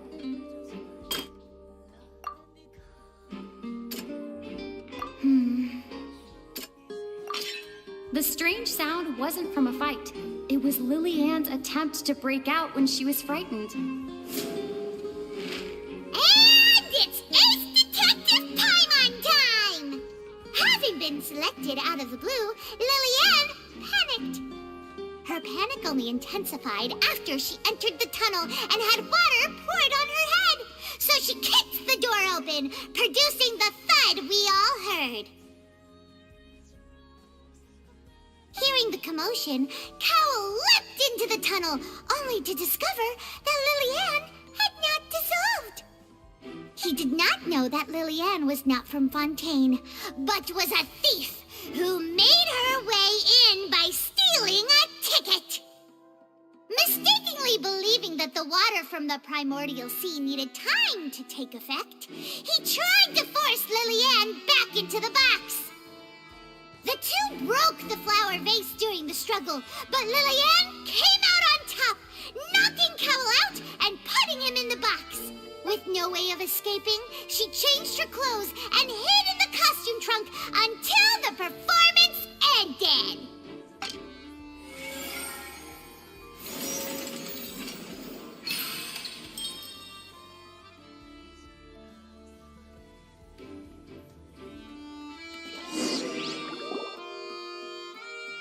She knew that she would have to go through guard inspection if she tried to leave afterward. So, she has been trapped in the Opera House these last 2 days. She had already become desperately hungry by the time we were chatting over macarons. So, she swiped 2 of them right under our noses. Talk about a sneaky thief. At this point, all the events that happened in the tunnel have now come to light. Ah, so that's the whole story. Bravo! Bravo! Now then, Lady Farina, do you wish to speak against the defense's statements? Please answer the question, Lady Farina. Also, if I may add, the trial has not yet ended. As such, I request that the prosecution not leave the room before the proceedings have concluded. What, are you reading my mind now? No, I have no further arguments. I admit defeat. But really, could you at least have left me with some dignity? Wow, look at that! She's like a deflated balloon now. If there are no objections, then as the Chief Justice of Fontaine, I shall once again repeat the full sequence of events. The actual perpetrator of the serial disappearances, Cowell, selected his next victim from the audience reservation list. With some modifications to the selector, he could ensure that the pre-selected young woman would be chosen. To cover up any evidence while committing the deed, Cowell thought of allowing the water tank to fall, which would conceal the water left behind after the young woman was dissolved. He also tampered with the rope suspending the water tank, using the fireworks at the end of the performance to cause the tank to drop and hide the watermarks. He poured the water from the primordial sea into a balloon during the preparation of the magic box and stuck it to the box's lid. Finally, he passed the prepared hook on a rope through the gap in the magic box's door when bringing the young woman to said box. When the magic trick officially began, the box containing the woman was lowered into the tunnel, tightening the hook rope and bursting the balloon containing the water. If all had gone to plan, the young woman would be dissolved at this time. However, Lillian was not from Fontaine, and thus fled the box with a loud noise. Realizing that there was trouble, Cowell entered the tunnel and met Lillian. Thinking that the waters had not yet taken effect, he decided to proceed. However, his opponent was more capable than he thought, and he was overcome, knocked unconscious, and placed into the magic box, and thus became his own final victim. Lillian, according to her own statements, then changed clothes and hid until the performance ended, before hiding in other parts of the opera house. As for Linny, he was in the underground structures within the opera house, and was thus ignorant of these happenings. From this reconstruction of events, we can conclude that Linny, the accused, is in fact innocent. While there is much in Linny and Lillian's conduct that should still be investigated separately, this case, at least, can be handed over to the Oratrice to make the final decision.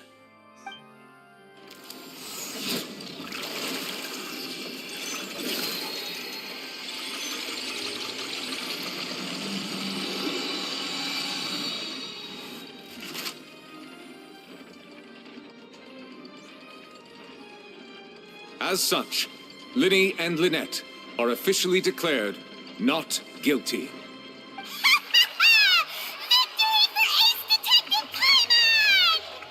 Great work, partners. Thank you all. Thank you so much. Next, I think we deserve an explanation, Guard Vaughn. How did you find the water from the primordial sea in Linny's baggage? Right! Your discovery caused me to make a serious mistake, you know. Or was that not a discovery, but false evidence that you dared to bring before this court? I suspect that the accomplice mentioned in Cowell's notes was not Linny, but you, yes?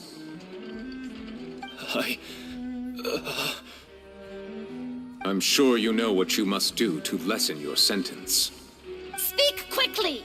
Unless you want to earn yourself a one-way ticket to Coupon Town. I was just following orders. We were supposed to place blame for the serial disappearances onto Linny, and thus cause suspicion to fall on the Fatui. The higher-ups said this was the best opportunity to do so. And now that your plan has fallen through, and the secrets of the water have been revealed, you have become a liability to said higher-ups, yes? Therefore, you would be wise to tell everything you know, and seek the protection of the guards. Yes, I'll tell you everything I know. Our boss discovered that the water can cause people to dissolve. It can also be made into a potion, which when extremely diluted, can cause people to experience unforgettable exhilaration. We've been in this business for a while now, and have made decent more off it. The disappearances were also the boss's idea. I mean, this is the boss we're talking about.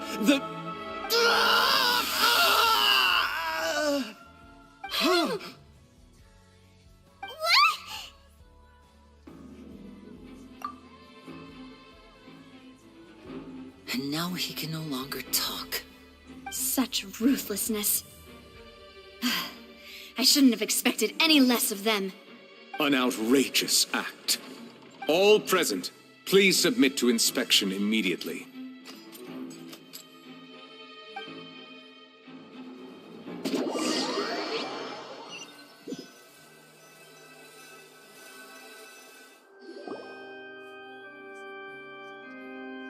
So, we're just going back now? That's true, but... Traveler, Paimon, please wait.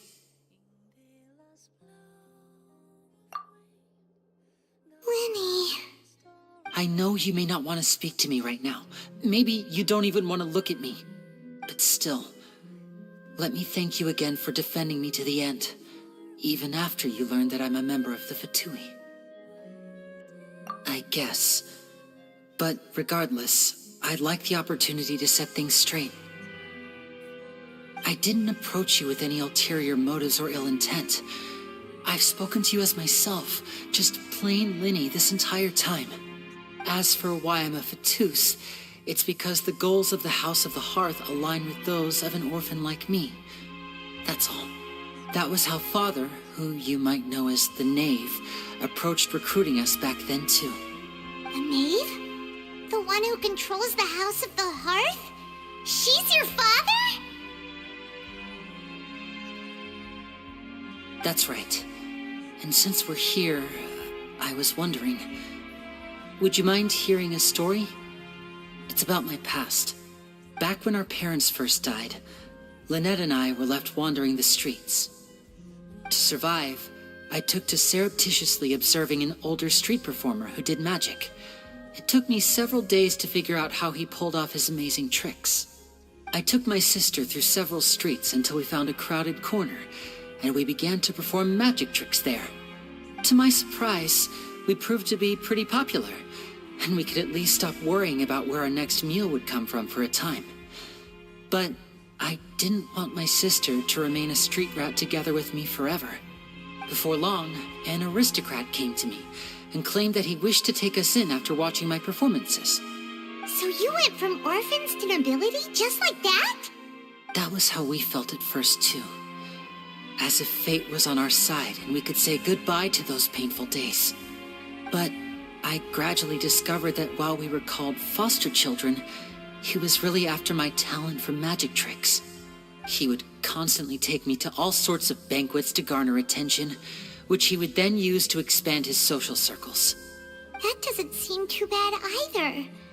Better than roaming the streets at any rate.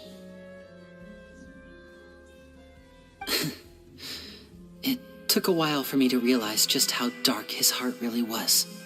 After one particular performance at a banquet, I discovered that Lynette was not on the same return vehicle as me. I waited a long time after we returned home, but she did not come back. I went to that noble's bedroom and asked him about her whereabouts. The answer he gave me was, she caught the eye of the most eminent person at the banquet, so I sent her over as a gift. I mean, you'll be able to perform your magic regardless of who your assistant is, yes? Oh no. So he was gonna... But wouldn't Fontaine's laws deal with such people? As far as outsiders are concerned, this is a relationship akin to adoption or foster care, and they have their ways of escaping the eye of the law. I managed to ferret out the location of the mansion of that so-called eminent person and hurried through the night. But by the time I leaped over the walls, avoided the guards, and made my way in, all I saw was the moonlit ground covered in blood, and the knave standing there in the darkness. So, she'd already taken care of that guy. That's right. She had rescued my sister before she could come to any harm, and had even discovered several girls hidden in a basement, all of them orphans. Father, the knave, might have seen something in me, and so she made me an offer. The House of the Hearth welcomes you, for your interests align with ours. Here, none will ever betray you. Indeed, betrayal shall never be permitted here. I was hesitant to trust her. I had just been betrayed by nobles. But she was also quick to destroy the noble who had taken us in at first, giving us back our freedom. Oh, so that's how the two of you joined the House of the Hearth. She has her own plans. She has gained permission from the Tsaritsa to first use the Gnosis' power when she obtains it. She plans to use it to find a way to break the prophecy and save Fontaine. So, she believes in that prophecy too? That's right. The whole House of the Hearth is currently working to combat that crisis. Today's case has also proven that people from Fontaine can indeed dissolve into some sort of water, thus further supporting the prophecy. All of us house members here, Lady Arlecchino herself included, are from Fontaine. We won't give up on defending our homeland. To us orphans, the only connection we have left to this world, apart from our family, is our homeland. So, from small deeds like distributing magic pockets to huge schemes like stealing a Gnosis, everything is aimed at dealing with that prophecy. It's all right. I understand. The only thing I can do is relate all this to you. I just hope you can understand that even as a member of the House, I have never stopped making my own decisions, and that I believe what I'm doing is right. If you should need anything at all in the future, feel free to find me. I will do my best to help you, as plain Linny.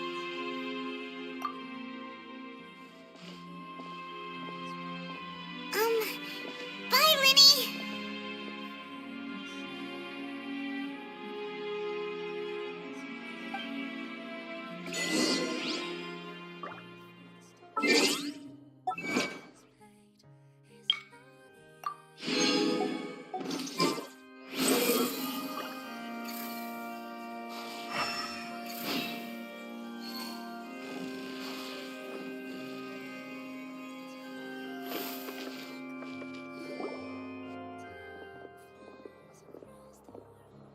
Hey there. What was with the disappearing act you pulled right as the trial ended? Were you looking for us, Navia? Well, this whole thing isn't exactly over, is it? I do feel that we're getting closer to solving the serial disappearances case, though. Don't you think so, too? Huh? What's wrong, my dear partner?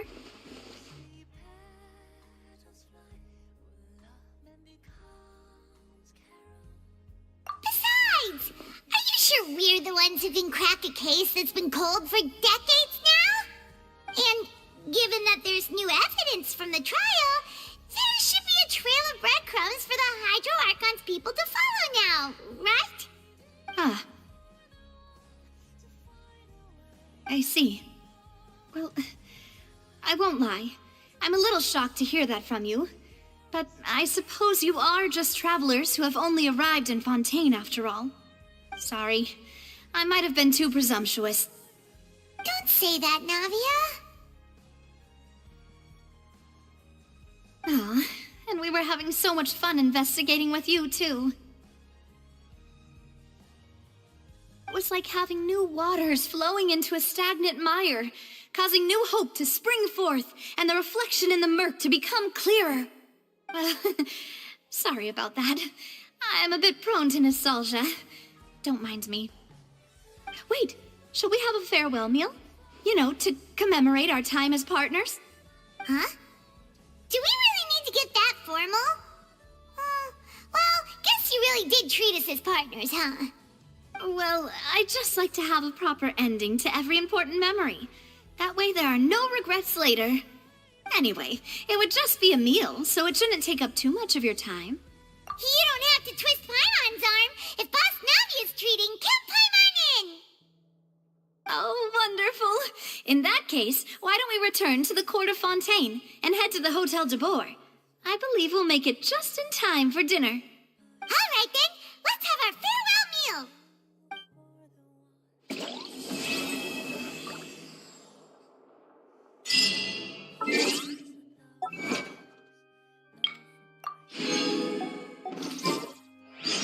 Behold!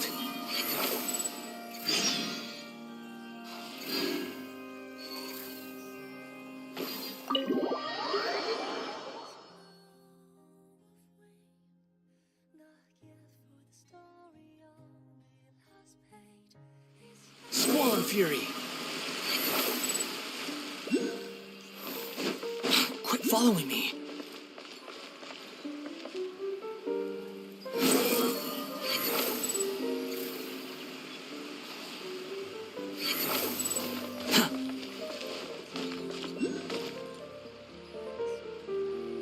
The wind rises.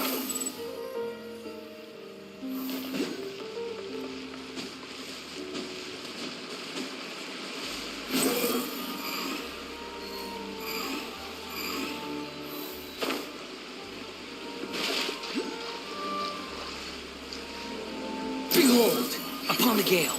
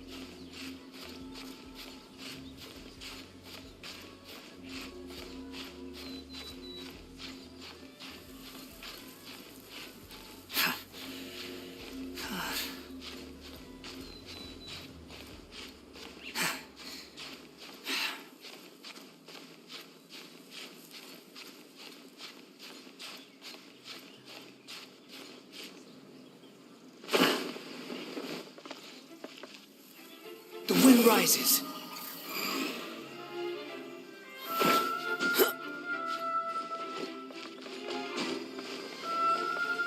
Behold!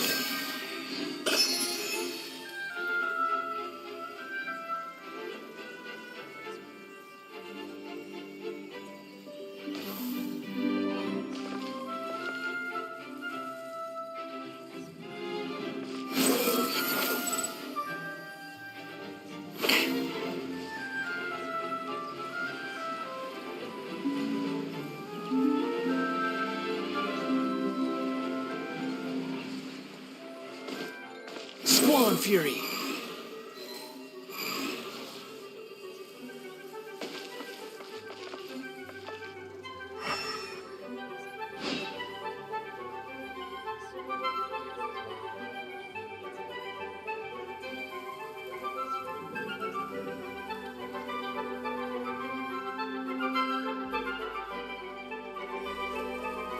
The wind rises.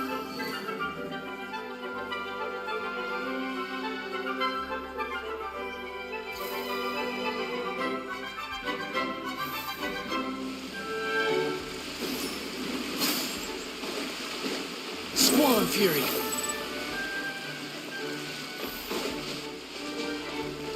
Quit following me. Too slow. Behold!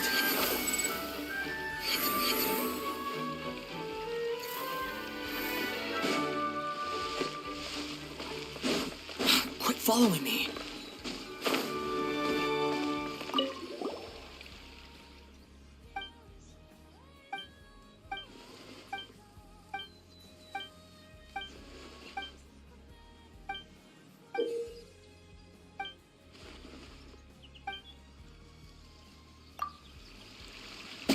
The more data set.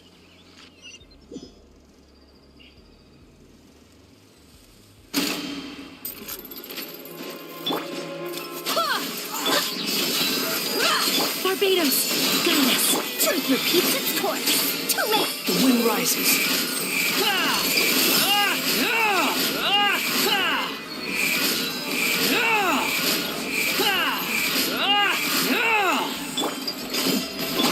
Go as one. Don't. Buckle up. Hi.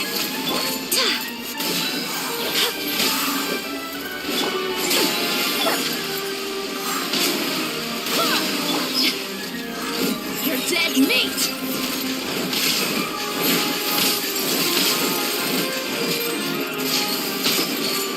Look alive.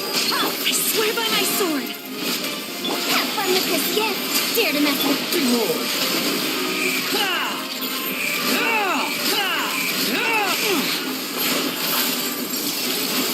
Wretched vermin! Go as one. Let's get it on. Hi. Too late for regret.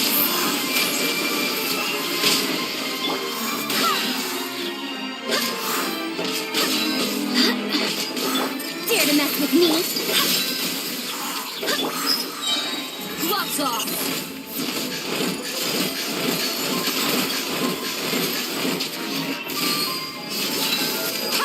Barbados, guide us.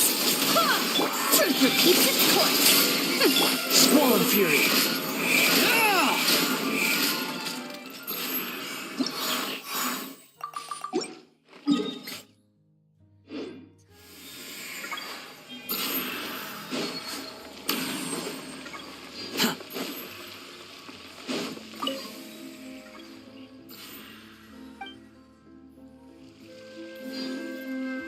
Behold! Upon the gale.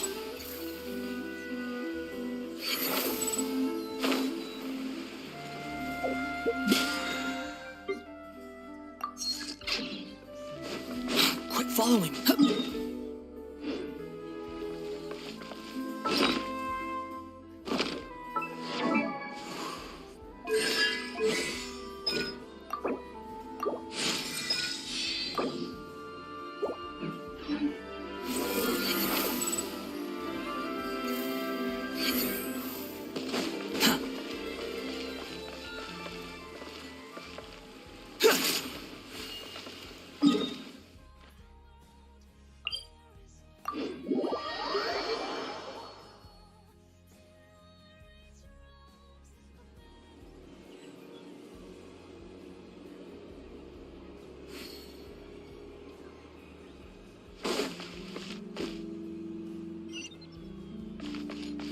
rises.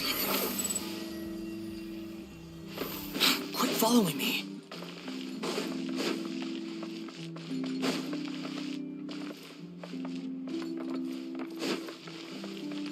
Behold!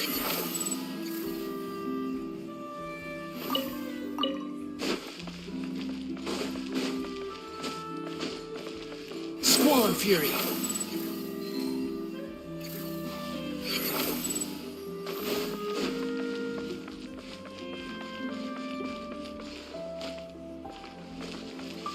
The wind rises.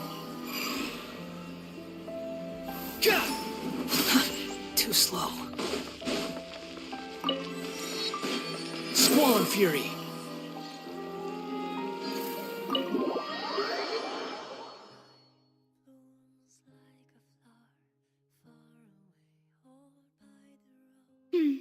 I came here several times with my father when I was little, but stopped eating here as often after growing up. I hope the food here will be to your taste. Oh, don't worry. We haven't eaten at a hotel like this in a while. Paimon's getting excited already. In that case, I'll go order for us first. Please wait here a moment.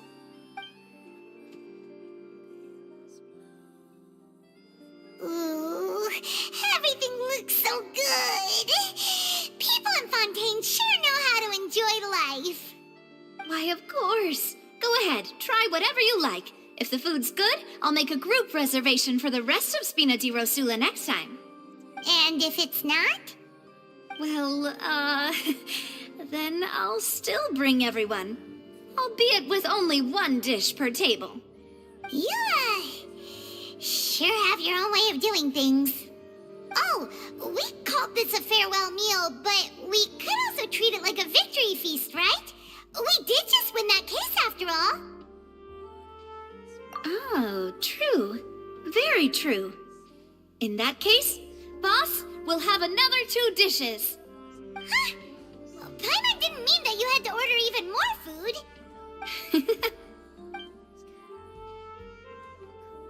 Speaking of cases, do you think that the mastermind behind the serial disappearances will get caught soon now that this has all happened? Well, we've certainly taken a big step forward, but I feel that's about it. We know that there's an organization that means to dissolve these young women, but we still don't know what they are really after. If it hadn't happened right in front of us, Paimon wouldn't have ever believed that a person could be dissolved like that. Right? Yet it was because this was such a preposterous notion that the investigation could never really move forward before. Ugh. If only that guy could have finished speaking! We were so close to hearing who was behind it. In such investigations, even the smallest step can seem like a yawning chasm if the trail of clues is cut off. To be honest, I don't have high hopes for any follow-up that the authorities might conduct. It's not that I don't have faith in their ability, it's just that a different perspective is required in some matters. It's easy to guard against and deceive a single narrow perspective. A shift in thinking is required at such times in order to produce a breakthrough, which is exactly why the Spina di Rosula exist. Those highfalutin folk are not all-knowing. That's why we exist. To seep into the cracks where filth falls through, where their watch fails them. That's the kind of problems we solve. Seems Paimon thought things were simpler than they actually are. It's all right. Well, this was supposed to be a farewell meal, so I doubt you have further interest in this business, right? Let's talk about something else. Like, what are your future plans? That's true. We didn't have a chance to speak to her after the trial ended. It didn't really seem like the right time or place to do it anyway. I see. So, your primary objective, which has been foiled so far, was to have a chat with the Hydro Archon. I've heard that there's a long line of people waiting to meet Lady Farina. I suspect you'll be waiting for quite a while, considering that you missed your chance today. Yeah, we've heard that she's super popular here in Fontaine, and that it'll be tough getting any of her time. Well, would you consider some more, unique ways? Perhaps even methods of, let's say, questionable legality? Guess that's Spina di Rosula's boss for you. Chock full of sketchy ideas. Well, what did you have in mind? Well, one way would be to infiltrate a performance troupe at the Opera House, only to abandon your act at the play's climax and ask to speak to her after the performance. I'm sure Lady Farina would be eager to see the ending, and would agree in order to finish watching the play. Don't you think? Could you suggest something a little more practical? This plan seems pretty hard to pull off. We'd have to go learn how to act, and acting's really hard. All right, here's another. Find a way to conceal yourselves under her bed. Then wake her up in the dead of night and demand answers. Don't let her go back to sleep until she answers all your questions. I can personally testify that this one works. When I'm sleepy, I'll do anything as long as I can finally get some sleep. That might work, but that's not really the problem. The problem is we don't want to get ourselves arrested. Ah, valid point. I overlooked that part. I was just thinking about leveraging a person's desire for sleep. All right, no more joking around. Perhaps you could... Oh, I don't know. Cut the line when she's on a break. You did defeat her in court, clearing citizens of hers from false accusations. False accusations she had nearly upheld personally. I imagine that she feels quite ashamed about the whole thing. You mean that if we catch her while she's on a break, she might be too embarrassed to refuse? Oh, that does make some sense. Why don't we give it a try after this meal? You know, strike while the iron is hot and all. Huh? Paimon, did you drink my Fanta? Was this your drink?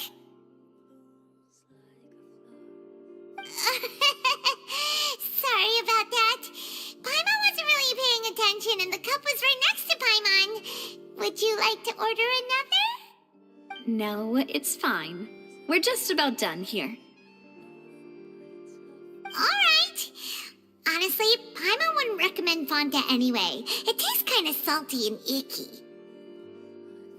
Is that so? Huh. Well, in that case, we'll have to blacklist the Fanta here then. If we're all finished eating, then I'll go pay. Yeah, we're stuffed. Thanks for the treat, Navia.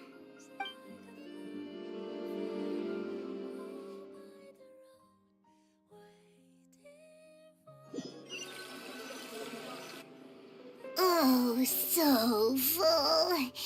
Paimon can barely float anymore. Nah, that would be so... normal. You know, like you. Okay.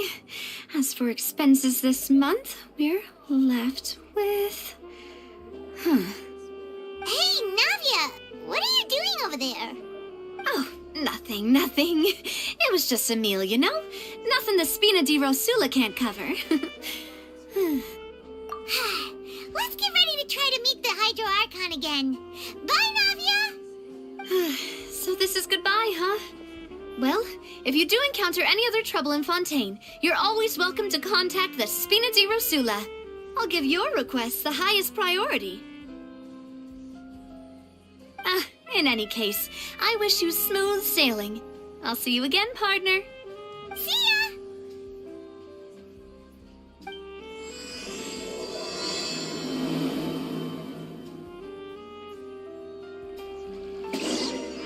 The wind rises.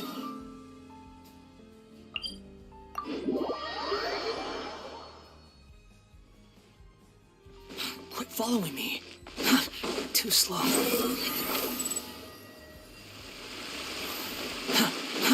Too slow. There aren't many people around anymore. Looks like that boat we took to Araneas might have been the last one. Vacher. Looks like we're back here again. Huh? Traveler? Are you hearing voices again? Ugh. That's kinda spooky. Are you sure we don't want to come back in the morning? Vache? Vache! Hey, why are you still walking towards it? There might be something nasty in the water. Huh? Hang on. Paimon can kind of hear a voice. It's calling for Vache, right? Hey, traveler! Stop walking! Come on, wake up!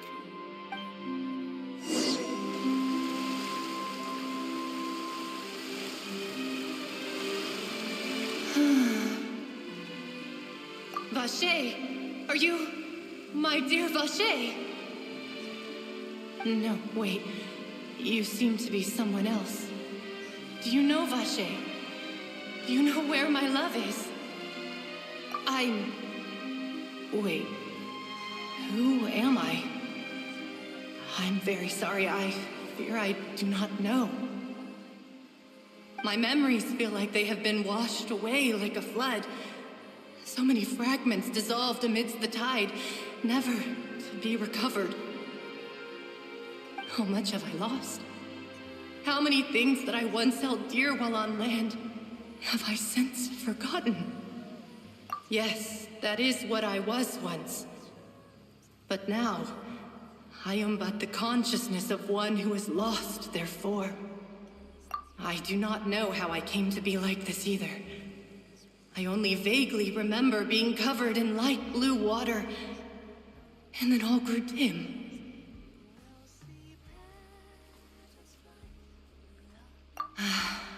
I also remember going to many places. I loved adventure, loved exploring places of peril. No matter where I went, Vache would go with me. I knew how dearly he loved me, and I also loved him equally as much. But now, we can no longer go back. The pain of such parting, I never knew how heavy it could be. No, our reunion no longer has any meaning. There is no way for us to create any new memories. The thought of me gives him no succor, so let it lie forgotten beneath the waters. If you meet Vache, tell him not to look for me. Tell him to move on. That is the only thing I still remember. Perhaps that is so. As I was submerged in the waters, losing consciousness, I saw Vache above the surface. His eyes were filled with such sorrow, such longing. If only I could have comforted him, told him that I did not suffer. Indeed, I had felt a great warmth. Is that what you call it? Dissolving? If anything, I consider it a form of release. It was a state of neither fear nor frenzy, with only an endless peace, like the water's still surface. I could also liken it to being a thirsty person who drinks water for the first time, and only then sees how they have lived for so long in a world of endless want and anxiety. I think I hear your companion. It's time for you to go, I think. Farewell, then. I am glad that you were able to sense my presence. Remember, if you see Vache, tell him not to seek me out any longer.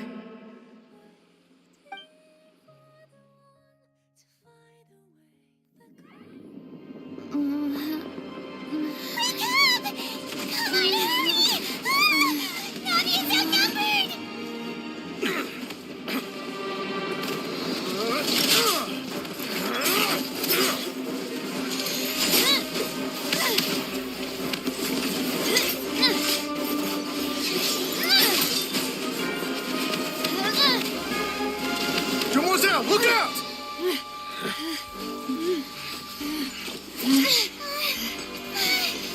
Dear God, it's a whole army of Gardamex.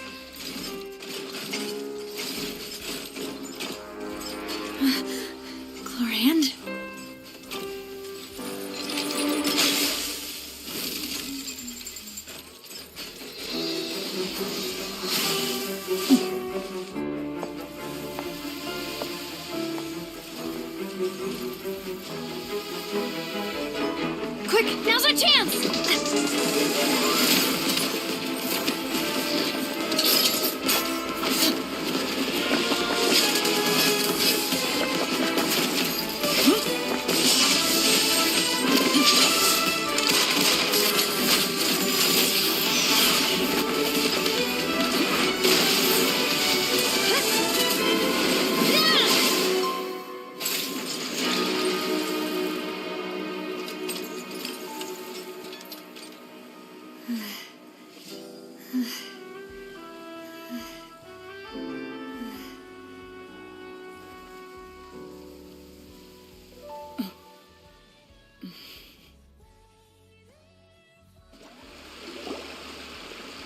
I should thank you for lending us your sword there, Clorand. But before I do so, could you explain how you managed to show up here? I followed you. It seemed to me that danger has followed you more closely as of late. I believe that following someone without their knowledge is actually called stalking, is it not? Mr. Callus's last wish was for me to ensure your safety, and I will not betray his trust. He would do the same, were he alive today. Do not speak of my father! Sorry, demoiselle. I was not strong enough. Thank you for your aid, Miss Clorand, but do keep an eye out for your manner of speech. I believe we all wish to avoid unnecessary emotional harm. Sorry, I did not consider your feelings. Whatever. What else do you know? How did you come to the conclusion that I'd be in grave danger? I doubt I know much more than you, but I believe that the mastermind behind the serial disappearances is very powerful. Your performance tonight will almost certainly attract their attention. I'm sure they've known about me. To be honest, I'm shocked it's taken them this long to act against me. And what about these Gardamex? I thought only those associated with the Maison Gardiennage could control them. None of these mecha have serial numbers. I was sure to check a moment ago. They are not the ones used by the authorities to enforce the law. I can only conclude that some powerful or wealthy party must have obtained them via illegal means, deploying them as a private force of sorts. What? Your point being that they're out of Spina di Rosula's league, then? Yes. Be careful, and do not act rashly. I will continue investigating no matter what. We will bring the truth to light. That's my father's true last wish. Regardless, thank you for your help today, Clorand. But if you get any ideas, tell me first. I don't much appreciate being followed. I do not think that they'll strike again anytime soon. So I shall stop following you. Good day, all.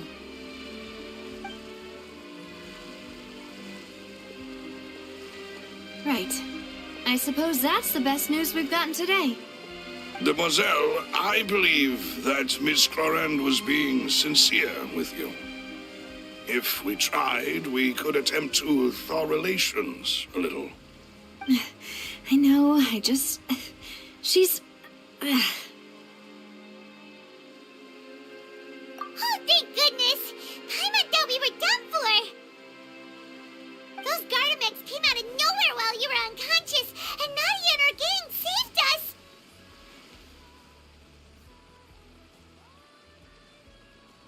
Oh, and there was that champion duelist named Clorand who came out to save us too! We got lucky there. Paimon probably couldn't have fought them off otherwise. Oh, come now. Forget all that polite talk. That wasn't really a farewell meal we had back there. Not for me, anyway. In truth, I hope that every meal we have together shall be a victory feast. As such, we're still partners. There's no need to thank me. It will take 50 years for me to match Demoiselle's magnanimity. If it were me, I would have joined the Spina di Rosula on account of her goodwill long ago. All right, you two. That's enough. Actually, Navia, how did you know that we were in danger? You sure did show up in the nick of time. Well, to be honest, you're the one who tipped us off, Paimon. Huh? Really? Paimon contributed somehow? Ooh, Paimon's even more amazing than she thought! Yes, All thanks to you grabbing my drink by mistake. How did that help? After we parted ways, I was on the way back to one of our bases when I suddenly thought of what you said. That the Fanta tasted kind of salty and icky. Fanta only comes in sweet flavors, so how could it have tasted salty? The color of the drink, if I recall, had also been a bit off. So the Fanta had been spiked with water from the primordial sea? Yes. So if you hadn't drunk that cup for me... Spina di Rosula is preparing the grandest of awards for you as we speak for saving the boss. Huh. Really?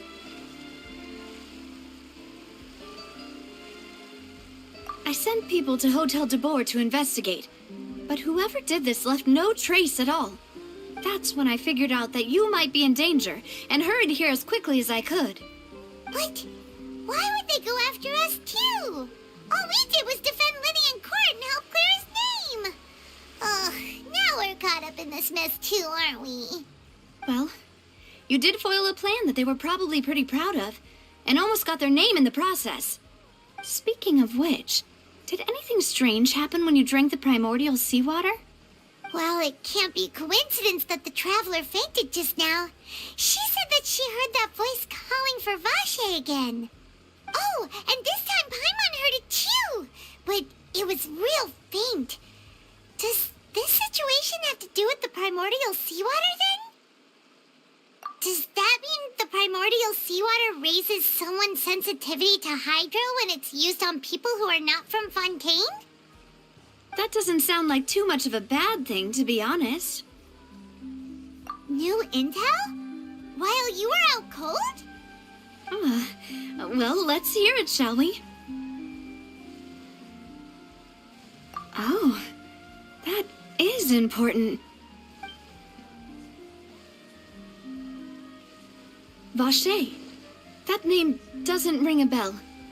I suppose he hasn't stepped forward as a witness in court lately. Since he saw that young woman dissolve, he was at least at the crime scene.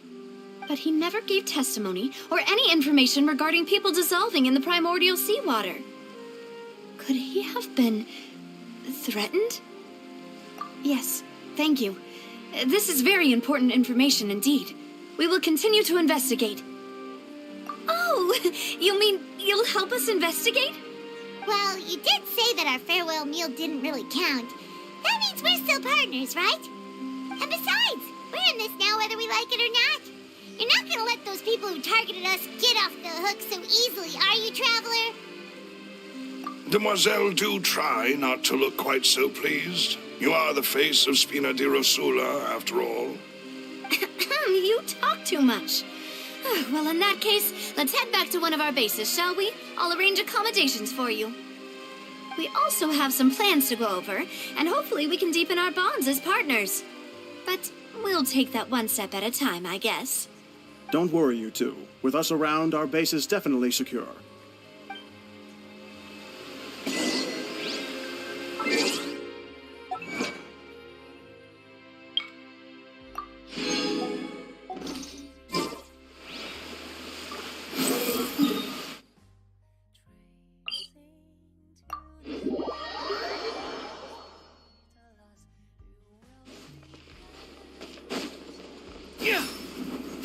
Behold!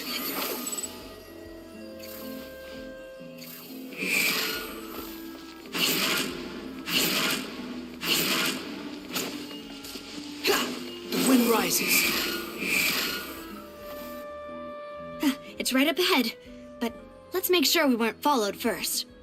I've been keeping watch, Demoiselle. I haven't spotted anyone suspicious thus far. Very good. But let's not let our guard down for now. I shall find rooms for our respected guests. Thank you, Malus. Now, let's continue, Traveler.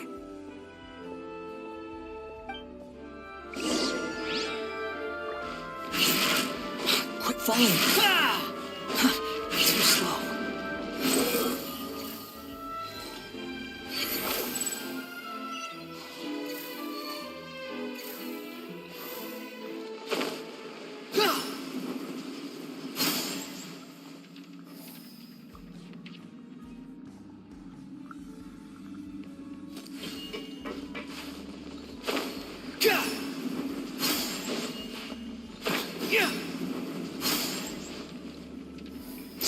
Fury.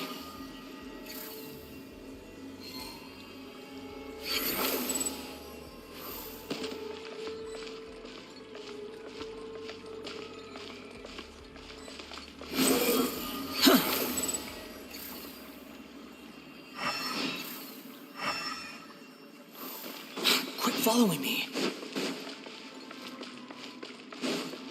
Behold!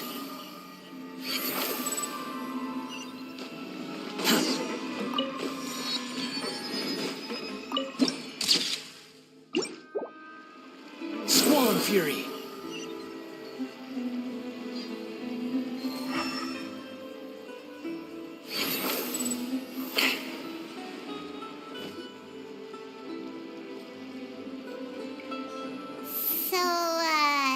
This is your base?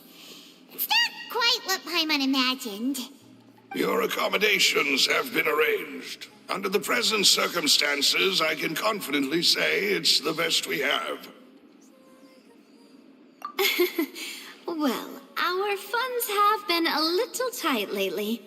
After all, we don't allow illegal or unethical profiteering. In fact, our funds often come from citizenry who support us. Seems like it's tough times for everyone. But if you have the support of the people, that does sound like it's worth it. To be honest, our financial situation was a lot better back when my father was in charge a few years ago. I'm afraid I'm not quite his equal. Your father... he was the previous boss of Spina di Rosula, right? How did he... Demoiselle, if you'll allow me to explain. No. I'll explain it myself. I suppose I couldn't run from this topic forever. And as partners, this is something I hope they can understand. My father's name is Callus. Yes, the same one they call Callus the Unfaithful in the streets. 3 years ago, he was accused of murdering his own friend. But he chose a duel to defend his honor instead of standing trial. He died in the duelist's ring. But I do not believe my father was a murderer. I'm sure he was set up. At the time, I believed that if he only stood trial and was duly investigated, something amiss would crop up and prove his innocence. But strangely, he not only requested the duel himself, but rumor has it that even after being seriously injured, to the point where he could be deemed as having lost the duel, he refused to surrender, determined to die in the arena. 3 years later, I still don't understand why he did that. How could he protect his honor if he's dead? If anything, he gave up his chance to defend himself. The closest piece of info I have is that my father had been investigating the serial disappearances case at the time of his death. Ah, so that's why you're so determined to get to the bottom of that case. That's right. I've also tried to investigate the murder my father was implicated in, but I haven't found a single new clue in my countless reviews of the investigation records. However, I believe that if the murder case is related to those behind the disappearances, they must know something. I must know what really happened. Was my father coerced? Framed? Even if he really did kill his friend, I must get to the truth. If only he'd been more open with me when he was still alive. He even hid the fact that my mother died due to complications when giving birth to me. And now, here I am investigating his death. You really are a handful, aren't you, Papa? Demoiselle, please, if there is anything I can do, anything at all. I also will never believe that Master Callus murdered anyone. There are none whom I respect more than the two of you, Demoiselle. Master Callus did so much good in life, yet all it took was one murder case for him to be dubbed Callus the Unfaithful. Even our supporters decreased greatly due to that incident, hence our strained finances at present. Wait, if Callus was such a good man, wouldn't people at least be a little suspicious when he was accused? No. Perhaps people just revel in that kind of drama. It's not something exclusive to people from Fontaine, really. Everyone's like that. People love watching the evil turn over a new leaf, but they also enjoy watching good people fall into an abyss from one slip-up just as much. But how could... never mind. If Callus was really falsely accused, we have to find the truth. He didn't deserve to have that happen to him. There is one other thing. Master Callus's opponent in the duel was Ms. Clorand. Oh, her? Well, then, isn't that as good as saying that she was the one who killed him? Yeah, that's not the sort of thing that you can just let go and move on from. Ms. Clorand has always placed great emphasis on the honorable nature of the duel. If her opponent doesn't yield, she will not stop either. She knew Master Callus beforehand and greatly respected him, but seeing how he was resolute in the arena, there was only ever one choice she could have made. It's not that I don't understand her at all, but I just can't deal with this yet. Don't worry, Navia. Paimon knows how you feel. You don't have to force yourself to do that. Afterward, Ms. Clorand told us that at the start of the duel, Master Callus requested that she ensure Demoiselle Navia's safety. Yes, that is our understanding as well. Oh, Papa. What madness drove you to ask the person who killed you to take care of me? All right, anyway, that's the information I wanted to share with you. Even if it did sound like I was just complaining towards the end. Thanks. You two should go and rest. This was quite a day after all. Yeah, Paimon's beat. Please, relax and get some sleep. We will ensure you rest soundly.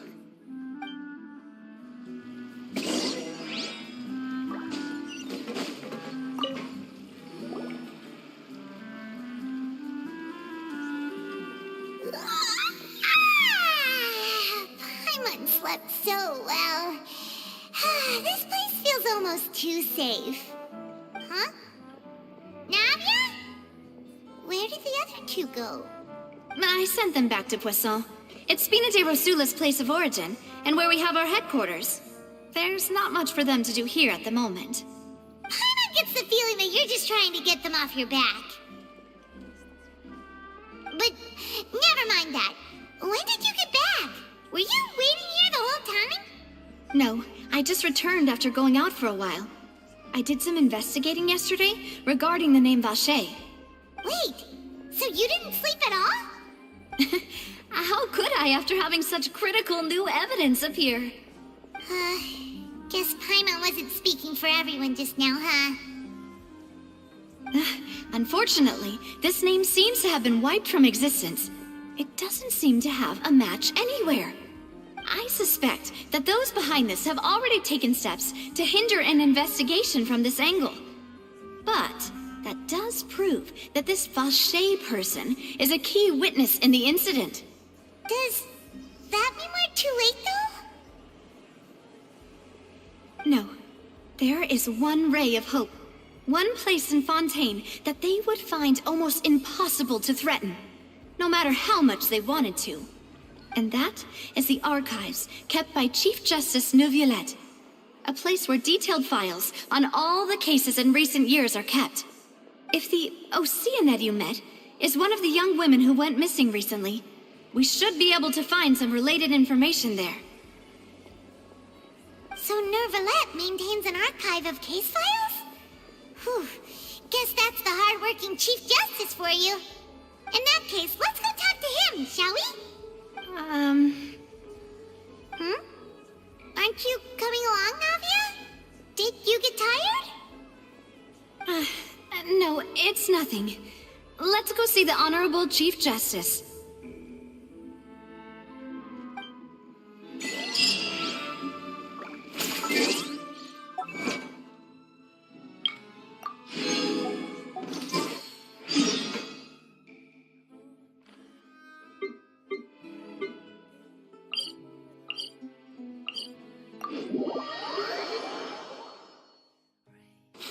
following me.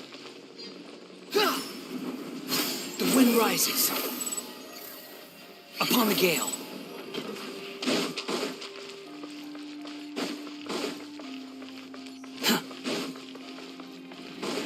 Squall and fury. The place we're going is called the Palais Marmonia. The office of the Chief Justice is on the 4th floor.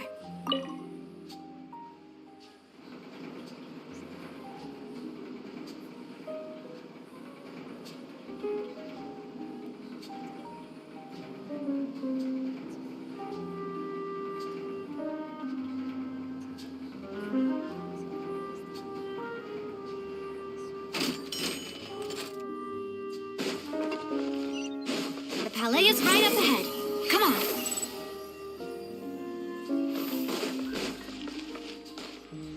Quit following me.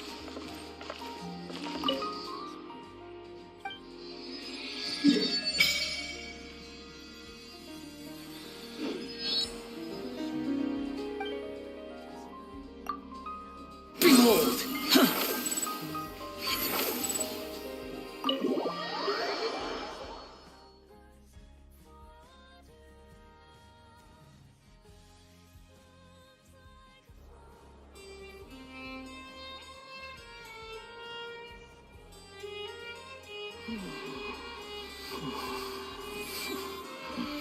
Squall and fury.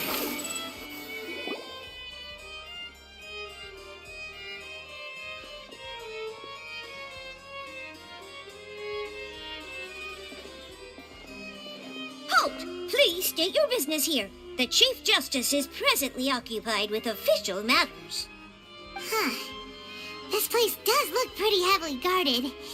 Guess that proves that Nervalet's files are really secure. Hey, don't you recognize us? Huh?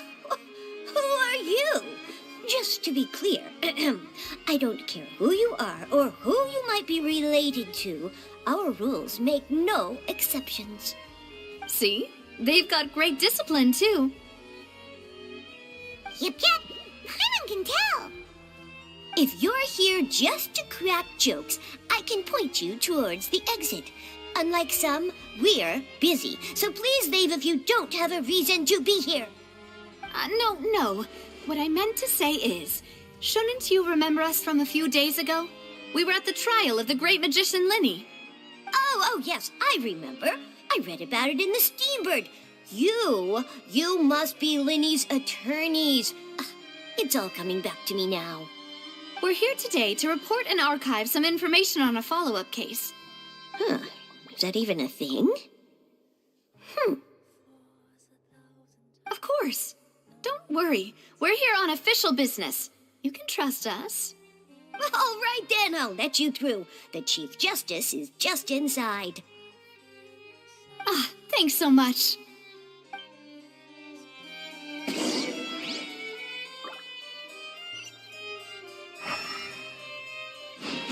Behold!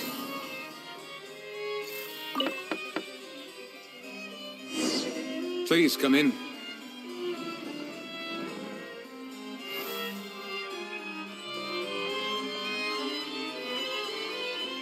Squall and fury.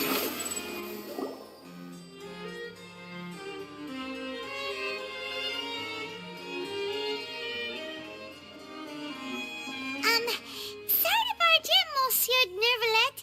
We only like to get in because we didn't know any other way. It's all right.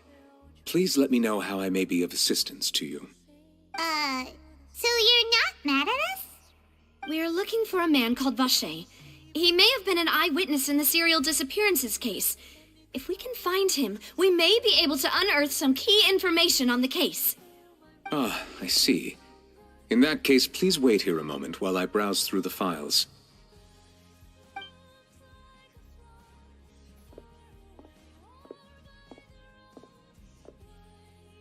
Who knew that Nervalet would be so easy to talk to?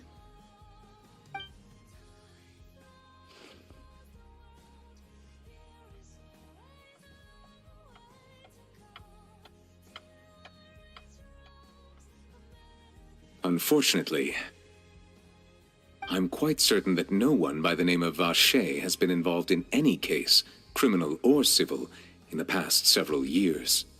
There are no records of him either in the files or in my memory. Traveler, what if it was really just a dream? Is that so? All right then. Thank you so much, Monsieur Neuvillette. We'll take our leave now.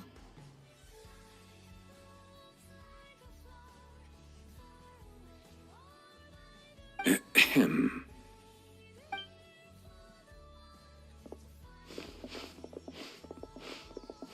Miss Navia, I can understand how you feel.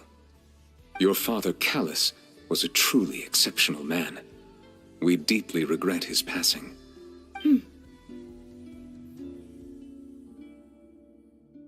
And what are you trying to say, Monsieur Neuvillette?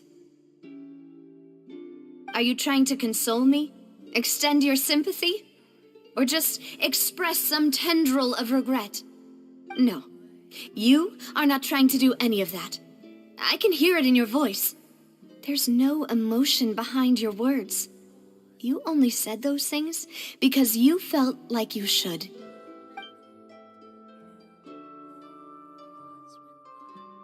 It's just like last time. After my father took his place in the duelist ring, I pushed through the guards to talk to you as a last resort. You even told me then that you thought there was something fishy with the case, yet you still allowed the duel to go ahead. In your eyes, the value of a human life is nothing compared to those cold laws you hold so dear. If you truly regret my father's death, then why didn't you call a stop to the duel? Why didn't you give me the power to stop him from throwing his life away? Why did you just let him die, despised and hated by all?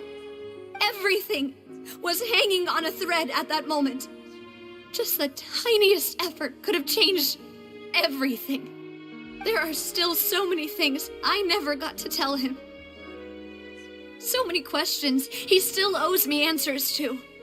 If you really have no heart, then just look me in the eyes. I, Navia, will show you the true meaning of regret. I'm sorry, Miss Navia. You and my father are truly alike. You keep all kinds of things in your heart and never say a word to anyone. It's not so much that you can't feel, but that you would never express anything. Oh well. In any case, everyone already knows full well the apathy of the Chief Justice. My apologies for taking my emotions out on you, Monsieur Chief Justice. Let's go, Traveler and Paimon.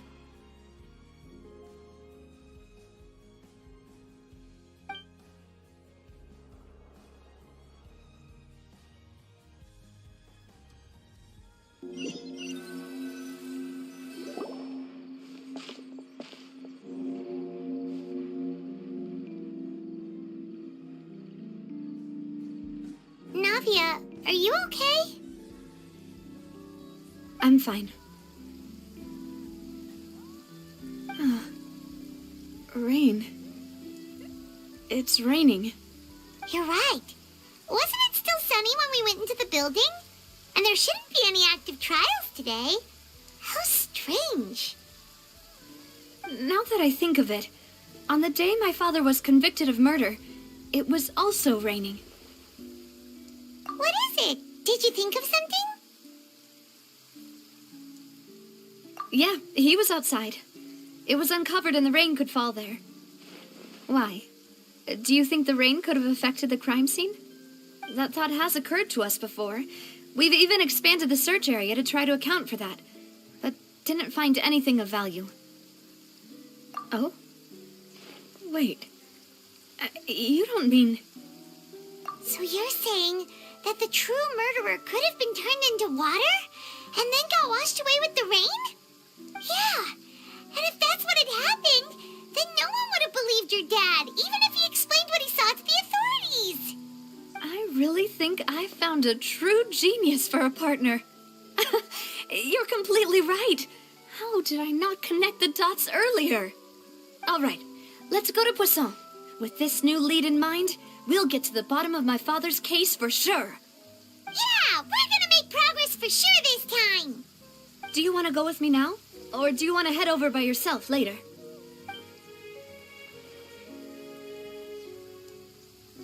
Great. Let's go then.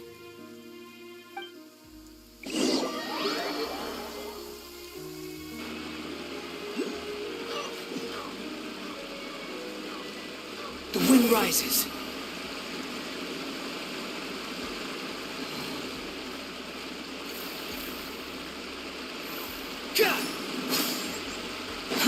Too slow.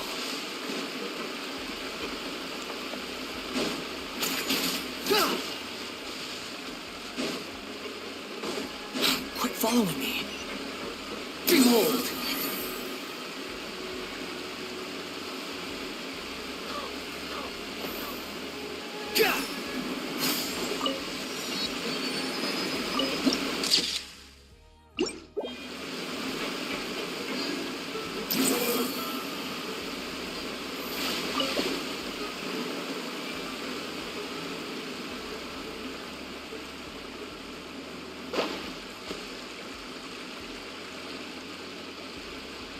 Squall and Fury.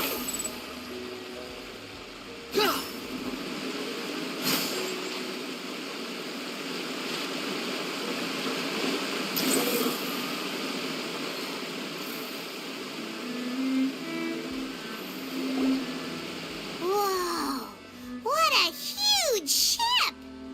Why would a ship be anchored at a place like this? There's no need to be so surprised. While it may look like a ship, it's actually Spina di Rosula's headquarters. My father was the one who asked for it to be built like this. Perhaps our taste in exterior design is the only thing we occasionally had in common.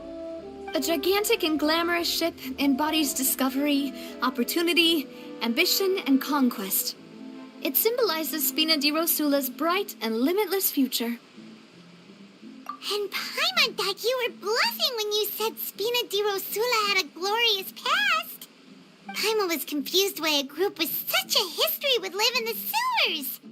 But now that Paimon has seen this ship for herself, she's been convinced. Well, Poisson is where Spina di Rosula began, after all. It's our main base, our home.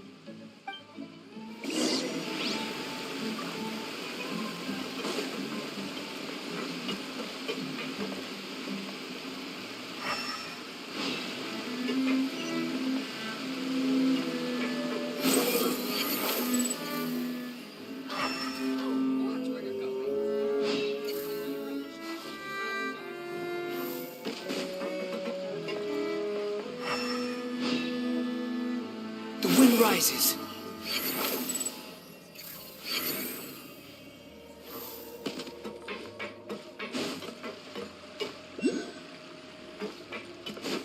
Behold! Yeah!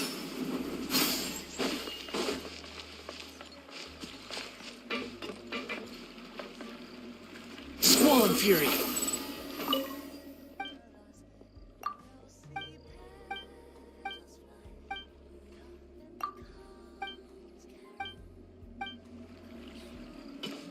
The wind rises.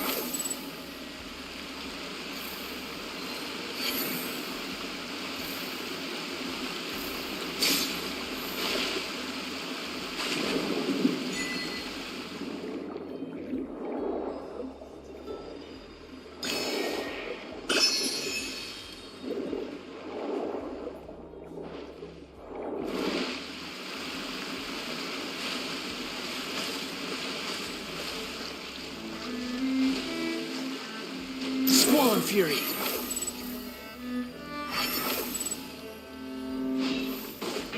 Quit following me. The wind rises. Upon the gale.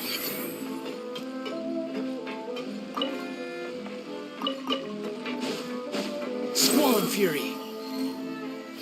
Search forth.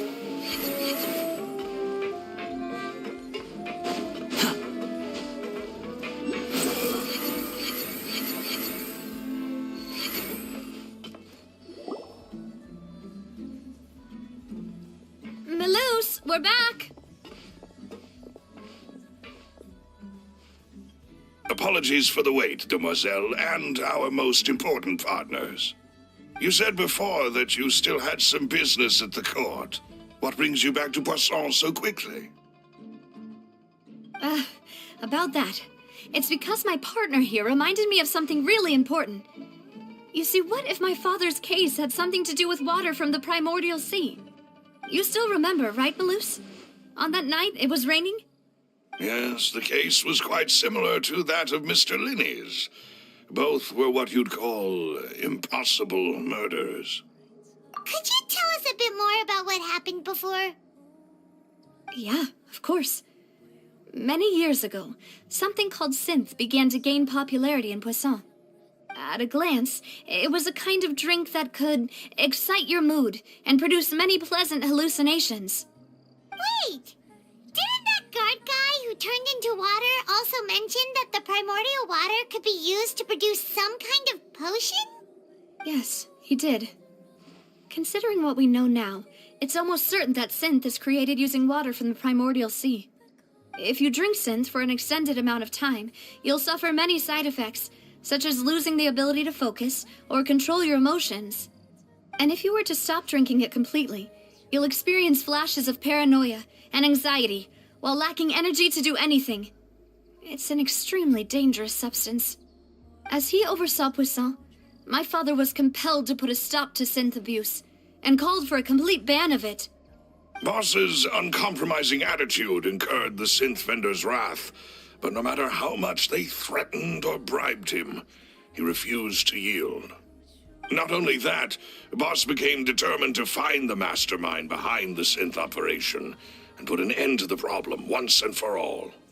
Yes, but the enemy was very cunning. So he could never get anything out of the dealers, all of whom only sold the stuff and weren't privy to the rest of the operation. Recognizing that, my father decided to contact the dealers in secret and cultivate personal relationships with them. Finally, he was able to convince someone to become his informant. The man's name was Jacques. He felt greatly ashamed about his work after seeing many families destroyed by synth abuse. That night, my father hosted a banquet at his countryside estate. He planned to meet up and exchange information with Jacques over some food. But then, we heard 2 gunshots from the courtyard. We raced to the scene and found my father, still holding a gun, and Jacques, who was already dead on the ground. Huh? How did that happen? Aren't they on the same side? Sounds just like Lenny's case, doesn't it? In both cases, the culprit seemed obvious, but neither appeared to have any motive at all.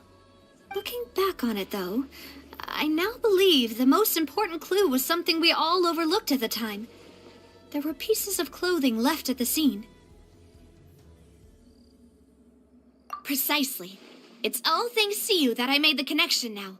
Back then, we all just thought they were some costumes that Jacques used to disguise himself at the banquet. But, considering it now, it's almost certain that they belong to a third person at the scene. With one extra person, we'll also need to reconsider why the 2 shots were fired. You're right. We still don't know what happened. But my intuition tells me that we're on the right track to figuring it all out. I'm finally headed towards the truth. Jacques was an empathetic man who was infinitely remorseful for his past actions. It's unlikely that he turned on Boss with 0 warning. I think this third person is probably the key to the full truth. On that note, however, even though this will not please you, demoiselle, as your and your father's butler, I must still offer a word of warning. Our opponent is insidious and cruel. They are extremely difficult to deal with, and Boss has already lost his life trying to bring them to justice. Even though Spina de Rosula has lost most of its former glory, Poisson has welcomed a new time of peace, and we have been allowed to live out our lives. There is no need to follow your father's path. It would be both wise and in line with Boss's wishes to step back and give up on the case. If that's indeed what he wished for, then he should have told me that himself.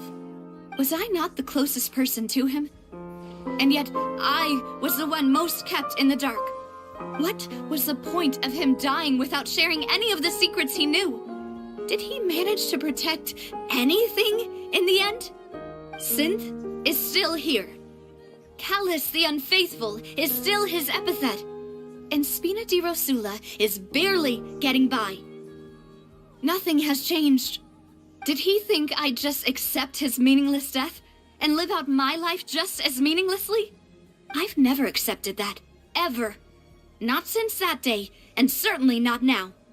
I want to find out the real answer for everyone's sake. For the missing girls, for the victims, and for myself. Navia. This is indeed the best moment to act.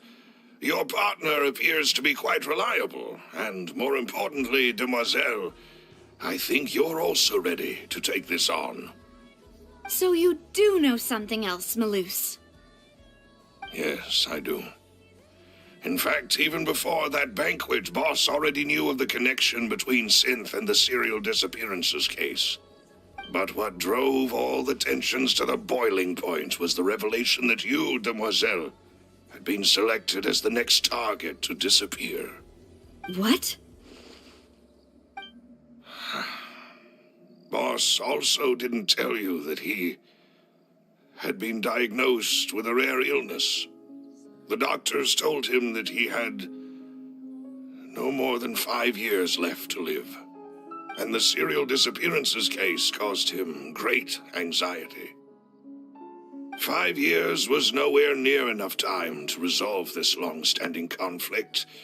But once he passed away, all the danger would pass on to you. Knowing all of this, he decided to use one final intimidation tactic before his death. He claimed to have already gotten his hands on some key incriminating evidence for the other side, and even told some members of Spina di Rosula about the details. But as long as you remained safe, he would not share the evidence with the public. If something were to happen to you, then he and all those he told would immediately expose all they knew about Synth and the disappeared victims. Right, so nobody would be able to get off scot-free. As we've seen, Boss's tactic has worked. Even though Boss has been gone for a long time, the other side has not tried to take Demoiselle's life. No, I don't believe it. He never appeared to look sick to me. No father wants their daughter to see them weak and haggard, especially someone as proud as Boss. To him, dying in a duel and suffering lasting dishonor as the Unfaithful was still far preferable than losing face in front of his daughter. So he chose to die in silence, so that he could protect me. I'm afraid you're not understanding this correctly, Demoiselle. What Boss wanted to hand to you was not a parasol, but a sword. If Boss's spirit could hear you telling me that you want to find the answer for the sake of everyone involved, I'm sure he'd be extremely proud. That fool. Couldn't he have just given it to me straight? No. He might have set up everything precisely because he never thought I'd be able to understand him. Is that the amount of confidence he had in me? And what if I was never able to make it to where I am now? Yeah. I suppose that's true. With the way he'd set things up, if I had wanted, I could have just lived out my life without a care in the world. But thankfully, he rarely talked to me about complex matters, and thus understood little of me as a person. In this case, he really didn't need to give me an easy way out. Malus, what was the key evidence that he shared with you? It's the location where Synth is produced. Essentially, it's the enemy's headquarters. When he was threatening the enemy, Boss didn't share the specifics of the incriminating evidence he found. But if you want to use it against the enemy, you'll still have to take several things into consideration. Why? If we know where coming in? You mustn't forget that we're fighting against a mysterious and dangerous organization that's been in operation for decades. There's no telling what might be lying in wait at their headquarters. We also have no idea what kind of evidence we may be able to find inside, nor what people we may be able to capture. But a single visit to their headquarters would be tantamount to a formal declaration of war. The worst case would be that we leave empty-handed, but also open ourselves up to full retaliation. Then, in that case, why not work with the Fontaine authorities? Well, you saw one of them dissolve during Mr. Linney's case. We have no idea just how thoroughly they may have been infiltrated. Huh. That's true. Seems my father really had no choice. But things are different now. It should be a lot easier to prove the other side's guilt, now that we've connected Synth with the disappearances case. You sound like you've put a lot of thought into this, Maloose. I am the butler, after all. I live but to serve the boss and Demoiselle's will. I've always been willing to take on any kind of risk for your sake. But considering my relative lack of ability, I've spent my time keeping secrets, performing basic investigations, and waiting for the right time to come. Thank you for all of that, Maloose. Have you discovered anything new in the past few years? Let me think. One conclusion I came to was that the enemy must be quite familiar with Spina di Rosula, or at least have an informant planted here. When I announced orders to the organization's members on Demoiselle's behalf, I used to deliberately keep a few people in the dark and observe the reactions of the synth vendors. If the vendors didn't change their plans, then the individuals informed of our orders must be innocent. If the vendors packed up and fled, however, then someone must have given them the news. After several rounds of testing and investigative tracing, I've narrowed the suspect list down to 3 people. The first is Florent, Spina di Rosula's senior advisor. Huh? Florent? Yes, surprising, isn't it? He was one of the people Boss trusted the most, which also means that he was someone who understood Boss really well.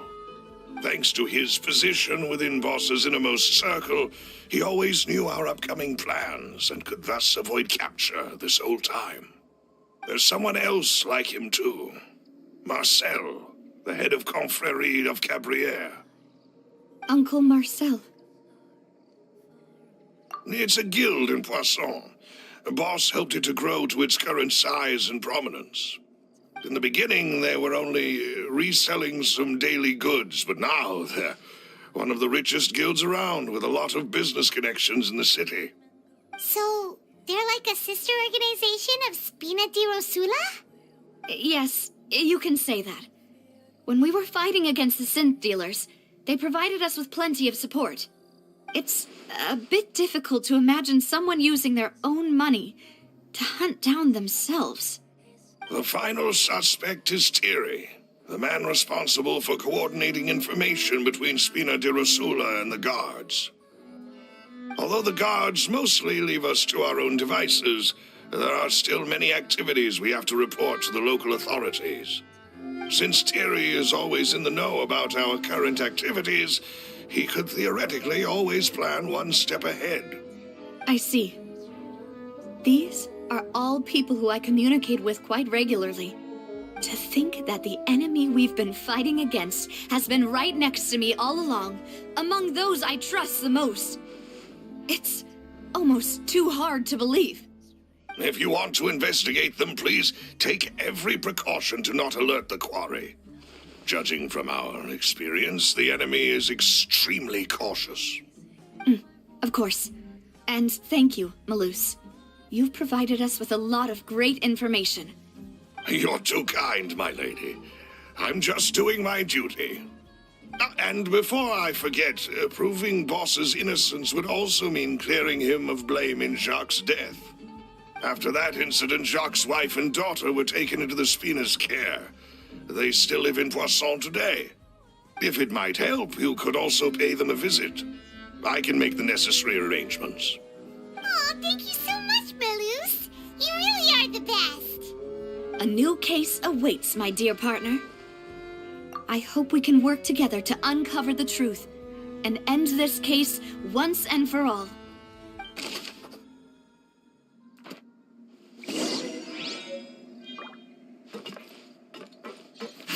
Follow me.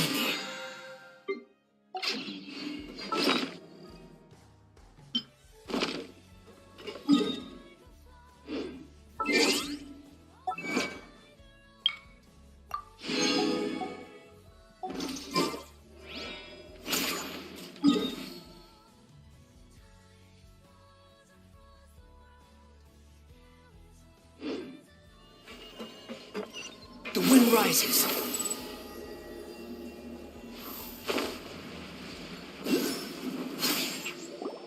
It is settled, then. Please excuse me, and enjoy your conversation at your leisure. Thank you for arranging everything for us, Malus. Excuse me, miss. Do you need anything from us? Oh, Hey, Navia's all quiet. This isn't like her at all. I'm sorry that I only came to visit after all this time. After what happened, I didn't know how I was supposed to face the two of you. Ah, if it's about that, there's no need to apologize. After my husband died, Spina di Rosula sent us a lot of mora and support. I understood your guilt and apology to be genuine. But aren't all of those things nothing compared to the loss of Jacques? I can understand the kind of pain that comes with losing a father so needlessly. You don't understand at all. I didn't know how to face you, because I didn't know what I could possibly bring as a consolation gift. I know only the full truth could bring closure to you, and to all of us. I'm sorry. I appreciate the sentiment, but you don't have to carry all that guilt. On the matter regarding my husband, my daughter and I have more or less found our answer already. Would you mind sharing it with me? I really can't believe that my father could ever bring himself to shoot Jacques. I always knew that my husband's money was earned through others' suffering. He told me countless times that if he could turn back the clock, he would never go into the synth business again. He had many regrets, and felt that he took the idea of providing for his family too literally. For the longest time, he thought Mora was everything. So when Mr. Callis came to him with a proposal, he accepted it almost immediately. He tried to be as careful as he could, but even so, he was still found out by the higher-ups. They found out about his betrayal? Papa didn't say that exactly, but Papa did tell me that I should never be ungrateful. Before he left that day, he told me that he had no choice.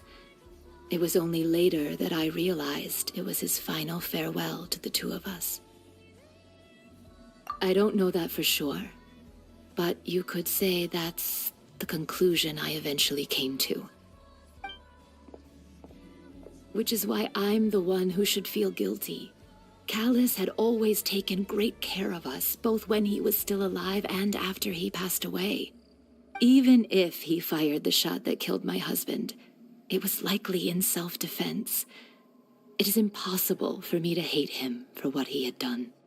But Mama, why is Papa still the bad guy if he did the right thing? Papa always wanted to be a good man, so why did he have to do a bad thing in the end?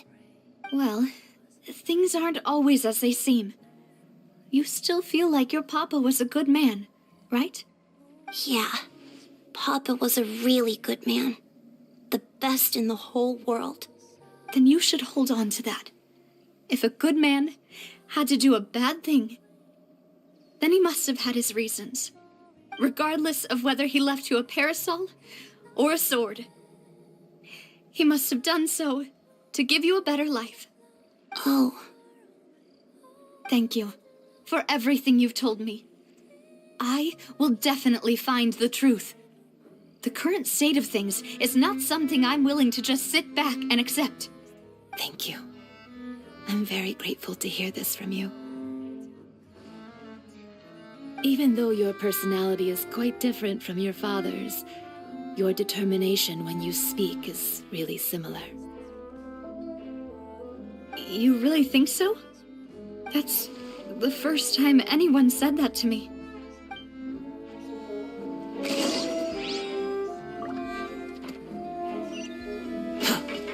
Are you okay, Nadia? I'm fine. Don't worry. Let's investigate the 3 suspects next. Greetings, boss. How may I be of assistance today? I'm sure you've heard about what happened at the Opera House. Someone got turned into water right in front of us. Yeah, I've heard. With something that dramatic, I'm sure journalists will milk it for all it's worth. And it'll be all the talk for the next several weeks. It also reminded me, on the day that the incident happened with my father, it was raining outside, and we found some clothes left at the scene.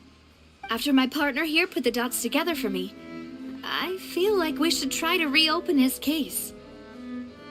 Can you do me a favor and try to recall what happened that night? Let me think. Mr. Callis was feeling pretty upbeat that day. So he was drinking and bantering away with us at the table. After that, he told us that he wanted to go get some fresh air. So we let him go without thinking much of it. Who knew that we would hear 2 gunshots ring out right after? My first reaction was that Mr. Callis's life was in danger. So I grabbed my holster and made a mad dash toward the scene. But when I got there, it was already too late. Mr. Callis was standing over a dead body with a gun in his hands. All we could do was look back and forth at each other, not knowing what to say. So you also remember 2 gunshots then? Indeed. The guard said that the first shot didn't hit anyone, while the second killed Jacques. But I've never really bought that explanation. Reason being, Mr. Callis had left his gun on the table. I even made sure to confirm that before running to the scene. But according to the guards, that doesn't mean he couldn't have had other guns on his person. About the clothes left at the scene that you mentioned, do you think there was a 3rd person there who was turned into water? At least from our perspective, my father had no reason to kill. So he would also have no reason to bring an extra gun with him. The gun he was holding probably belonged to Jacques, or a 3rd person on the scene. Yeah, that makes a lot of sense. So you're saying Mr. Callis ended up with the gun because he seized it from one of the other guys? But hold on. If that's what had happened, then why didn't he share the truth with any of us? He didn't even want to face the Oratrice machine, and chose instead to prove his honor in a duel. Did he lose all faith in the courts after seeing someone dissolve right in front of his eyes? About that, Malus told me a thing or two. So, I think I can understand why he committed to the duel. I'll tell you everything once the whole truth has been revealed. I understand. Then I'll leave Mr. Callis's honor in your hands, boss. And if I may just say one more thing, the whole Callis the Unfaithful epithet has been a thorn in my side since the day it was invented. Many people have laughed at me for still calling him Mr. Callis, even after so many years have passed. But it was Mr. Callis's trust that allowed me to rise through the ranks of Spina di Rosula and live the life I lead today. No matter what others might say, he'll always be the man I respect the most. And he'll always be my boss. Don't worry. I will definitely find the truth. You and all our other comrades at the Spina deserve to know the truth as well.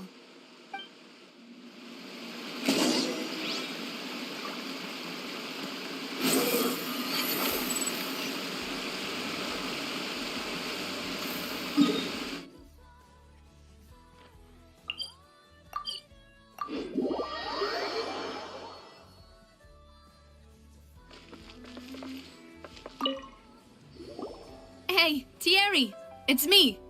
Oh, now, what brings you here, Miss Navia? I've heard that you made quite the name for yourself at the Opera House. Oh, so you've got news of that already. Oh, okay. Hey, I'm also a member of the Guards, you know.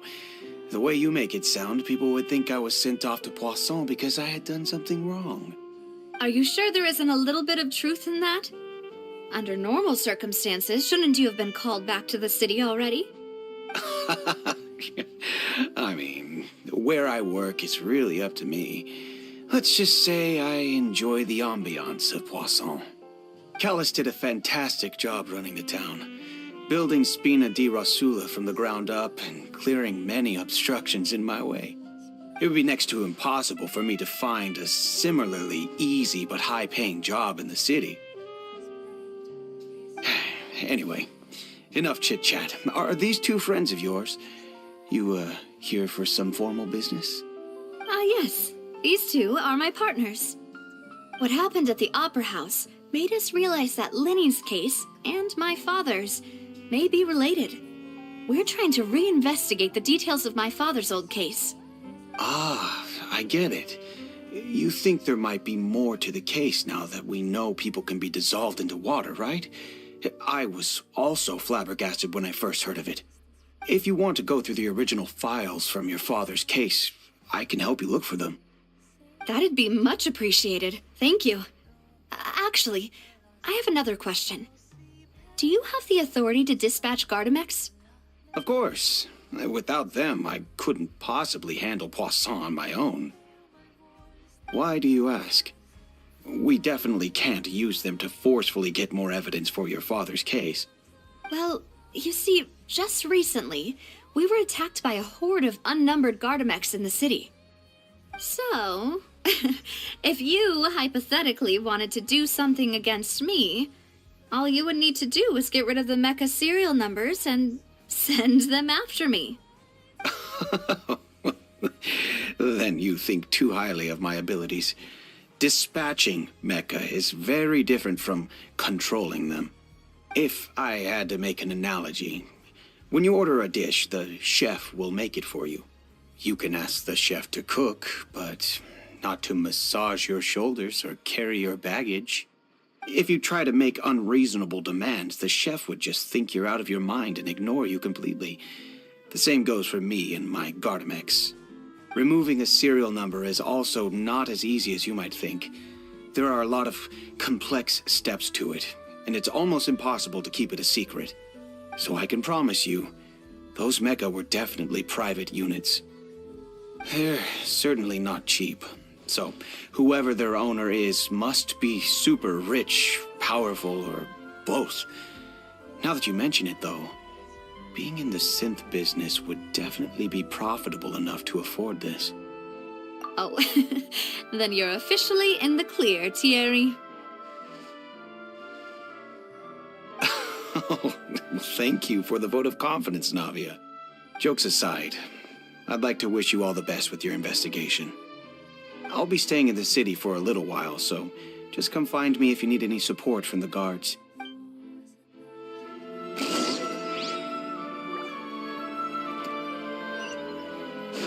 Behold!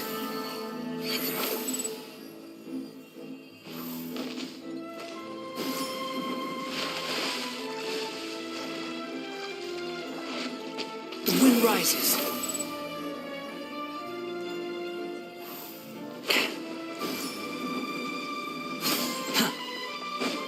Behold!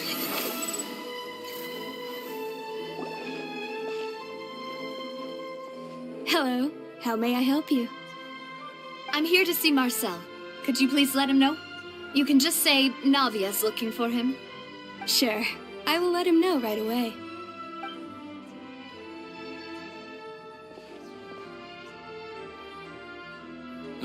Navia, hello. Sorry to keep you waiting. I'm not as young as I used to be, so my legs are giving out a bit. Oh, it's all right, Uncle Marcel. There's no need to stress. I just wanted to talk to you briefly about what happened in the Opera House. I'm sure you saw everything too, right? Yes, I've never seen anything so strange. Oh, you were at the Opera House too? That's right. I went there with Navia to see the magic show. Who knew it would turn into a whole murder mystery? I also witnessed your marvelous sleuthing work. Quite impressive. To beat the Hydro Archon at her own game on her own turf, I can already imagine everyone in Fontaine discussing your exploits over a few glasses of wine. Oh, Paimon doesn't want to become the talk of drunkards. Apologies. It's just how Fontaine is as a nation. Everyone loves drama and theatrics.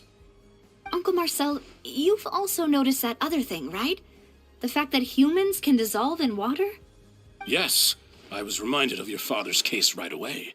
Is that what you're investigating now? Exactly. I still don't have much solid proof, but I can sense that the other side has already begun to act. Oh, and what makes you say that? We were attacked on Araneus by some unnumbered Gardamex. And there was also an attempt to get me to drink water from the primordial sea. If not for the vigilance of my partner, I probably wouldn't even be here talking to you right now. Oh, you're giving us too much credit. Wasn't it you who protected us? Alas, it seems things are heating up again. The peace that Callus sought so dearly will soon become a thing of the past. But rest assured, Navia, Poisson will always remain a safe haven for you. If you're scared, you can always return there. If anyone dares to lay their hands on you there, the Confrérie of Cabrières will use its funds to the last Mora to bring them to justice. Thank you, Uncle Marcel. But I don't intend to go into hiding. I'm going to strike while the iron's hot. Do you have any new thoughts on my father's case? About that. Sorry, my age is catching up with me, so it'll take me a while to recall my memory. The Confrérie was responsible for that banquet, so I was out and about the whole time making sure things were running smoothly. I didn't even have the time to drink with the guests. Then I heard the sound of a gunshot, and the rest was history. Oh, it's okay. No need to push yourself. We'll ask around some more, see if there are any valuable clues elsewhere. Sounds good. Just let me know if you ever need Mora. All my wealth comes from Callus's patronage and support. I'll spend however much it takes to clear his name.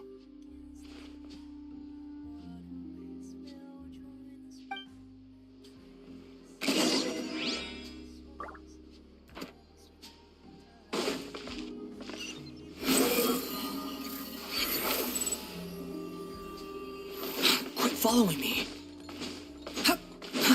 Too slow. The wind rises.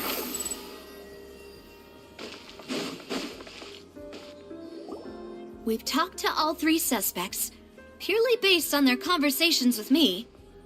None of them sounded particularly suspicious. I suppose that's to be expected, though. If a single conversation's all that's needed to find them out, then my father wouldn't have needed to investigate the case for so many years. Anyway, even though we didn't make a breakthrough, let's still compile what we were able to find. But where should we start? Ah, you're right! Flora mentioned that Callus probably only ended up with the gun because of circumstance. That makes sense. According to Jacques' family members, he already told them that he had been discovered, and that he had no choice before he left home that day. If I had to guess, he probably received an order from the synth boss to kill my father.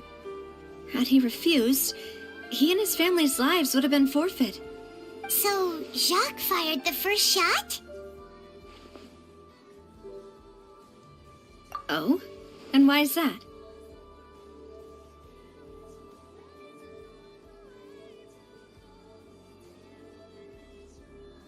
Ooh, that's a good point. Jacques probably already knew that he was just being used as a tool for murder. And once he had completed his mission, he'd be of no more use to his boss. So, what would make more sense from his perspective would be to turn his back on the Order and seek protection from my father. Makes sense. But without evidence, that's still just a theory. Besides Jacques, the attack from the Gardamex has been bothering me quite a bit as well. It's obvious that our enemy has become more antsy after the secret of the primordial seawater was revealed. Do you think he knew, even then, that we'd follow this lead to the end? Given everything that's happened since, it's quite possible.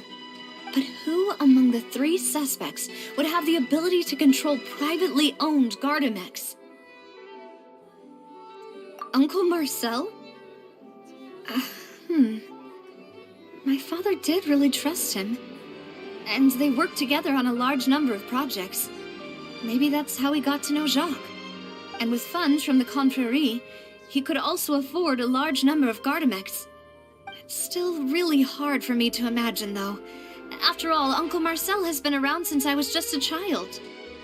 Also, wouldn't this mean he has been spending a whole lot of mora and energy to fight his own synth business?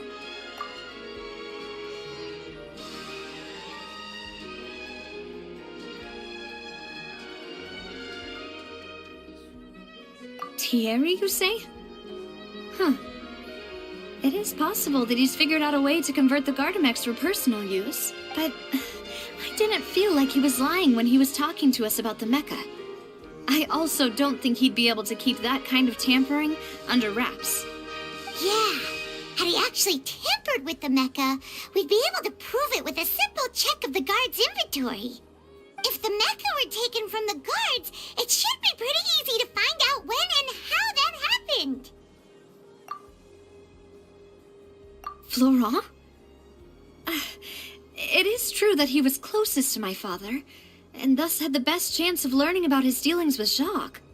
But as Spina di Rosula's advisor, his work mostly deals with personnel and security, so he shouldn't have much means when it comes to finances. So you're saying he's too broke to afford a mecha army? Exactly. He can't. And even if he could, I don't think he would be able to dispatch a whole group so quickly. Who could it be?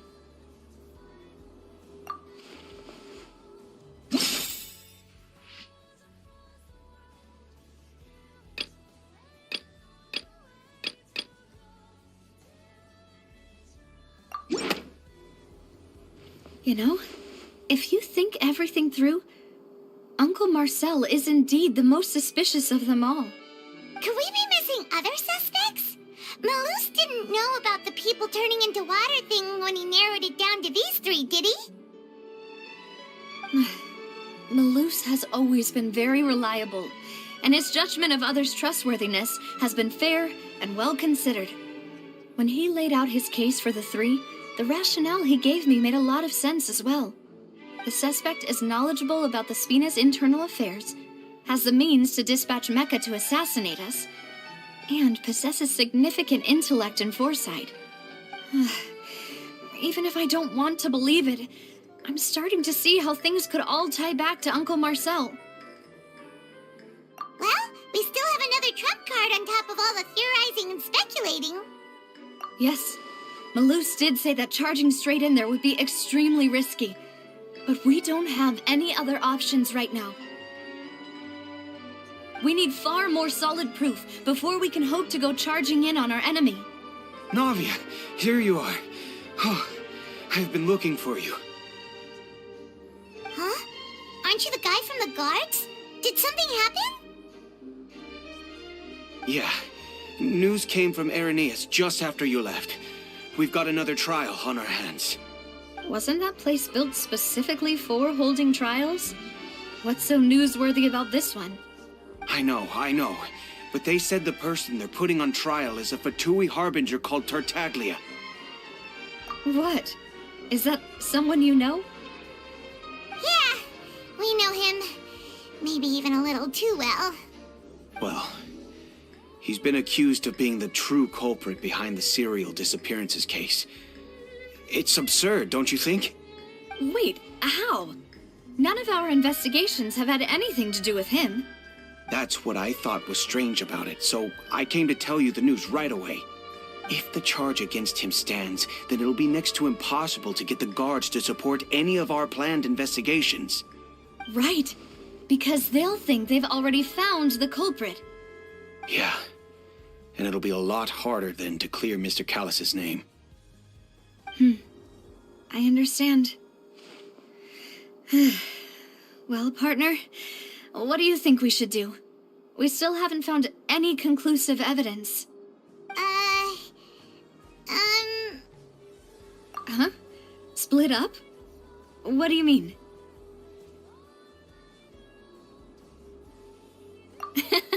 Just as expected of my partner. Since this is a trial about the serial disappearances case, the culprit's attention will be focused on Irenaeus, leaving his home base wide open. You're right. This is our best opportunity. All right then, let's do this. I'll stall them at the Opera House and charge Marcel as the true culprit. I won't have any chance of making that charge stick, though, unless we find more evidence. It'll be up to you to make it back in time and hand the decisive evidence to me. We'll help you, just like you helped us in Linny's trial. Demoiselle, please allow us to accompany you. I'm ready. Ah, Malou, Silver, when did you two get here? We heard that you'll be leaving Poisson and figured that you might require our assistance. It's our hope that your confidence will be bolstered with the two of us by your side. Thank you so much. Then, let's make haste for Irenaeus. Paimon, Traveler, I'll see you at the Opera House. See you then!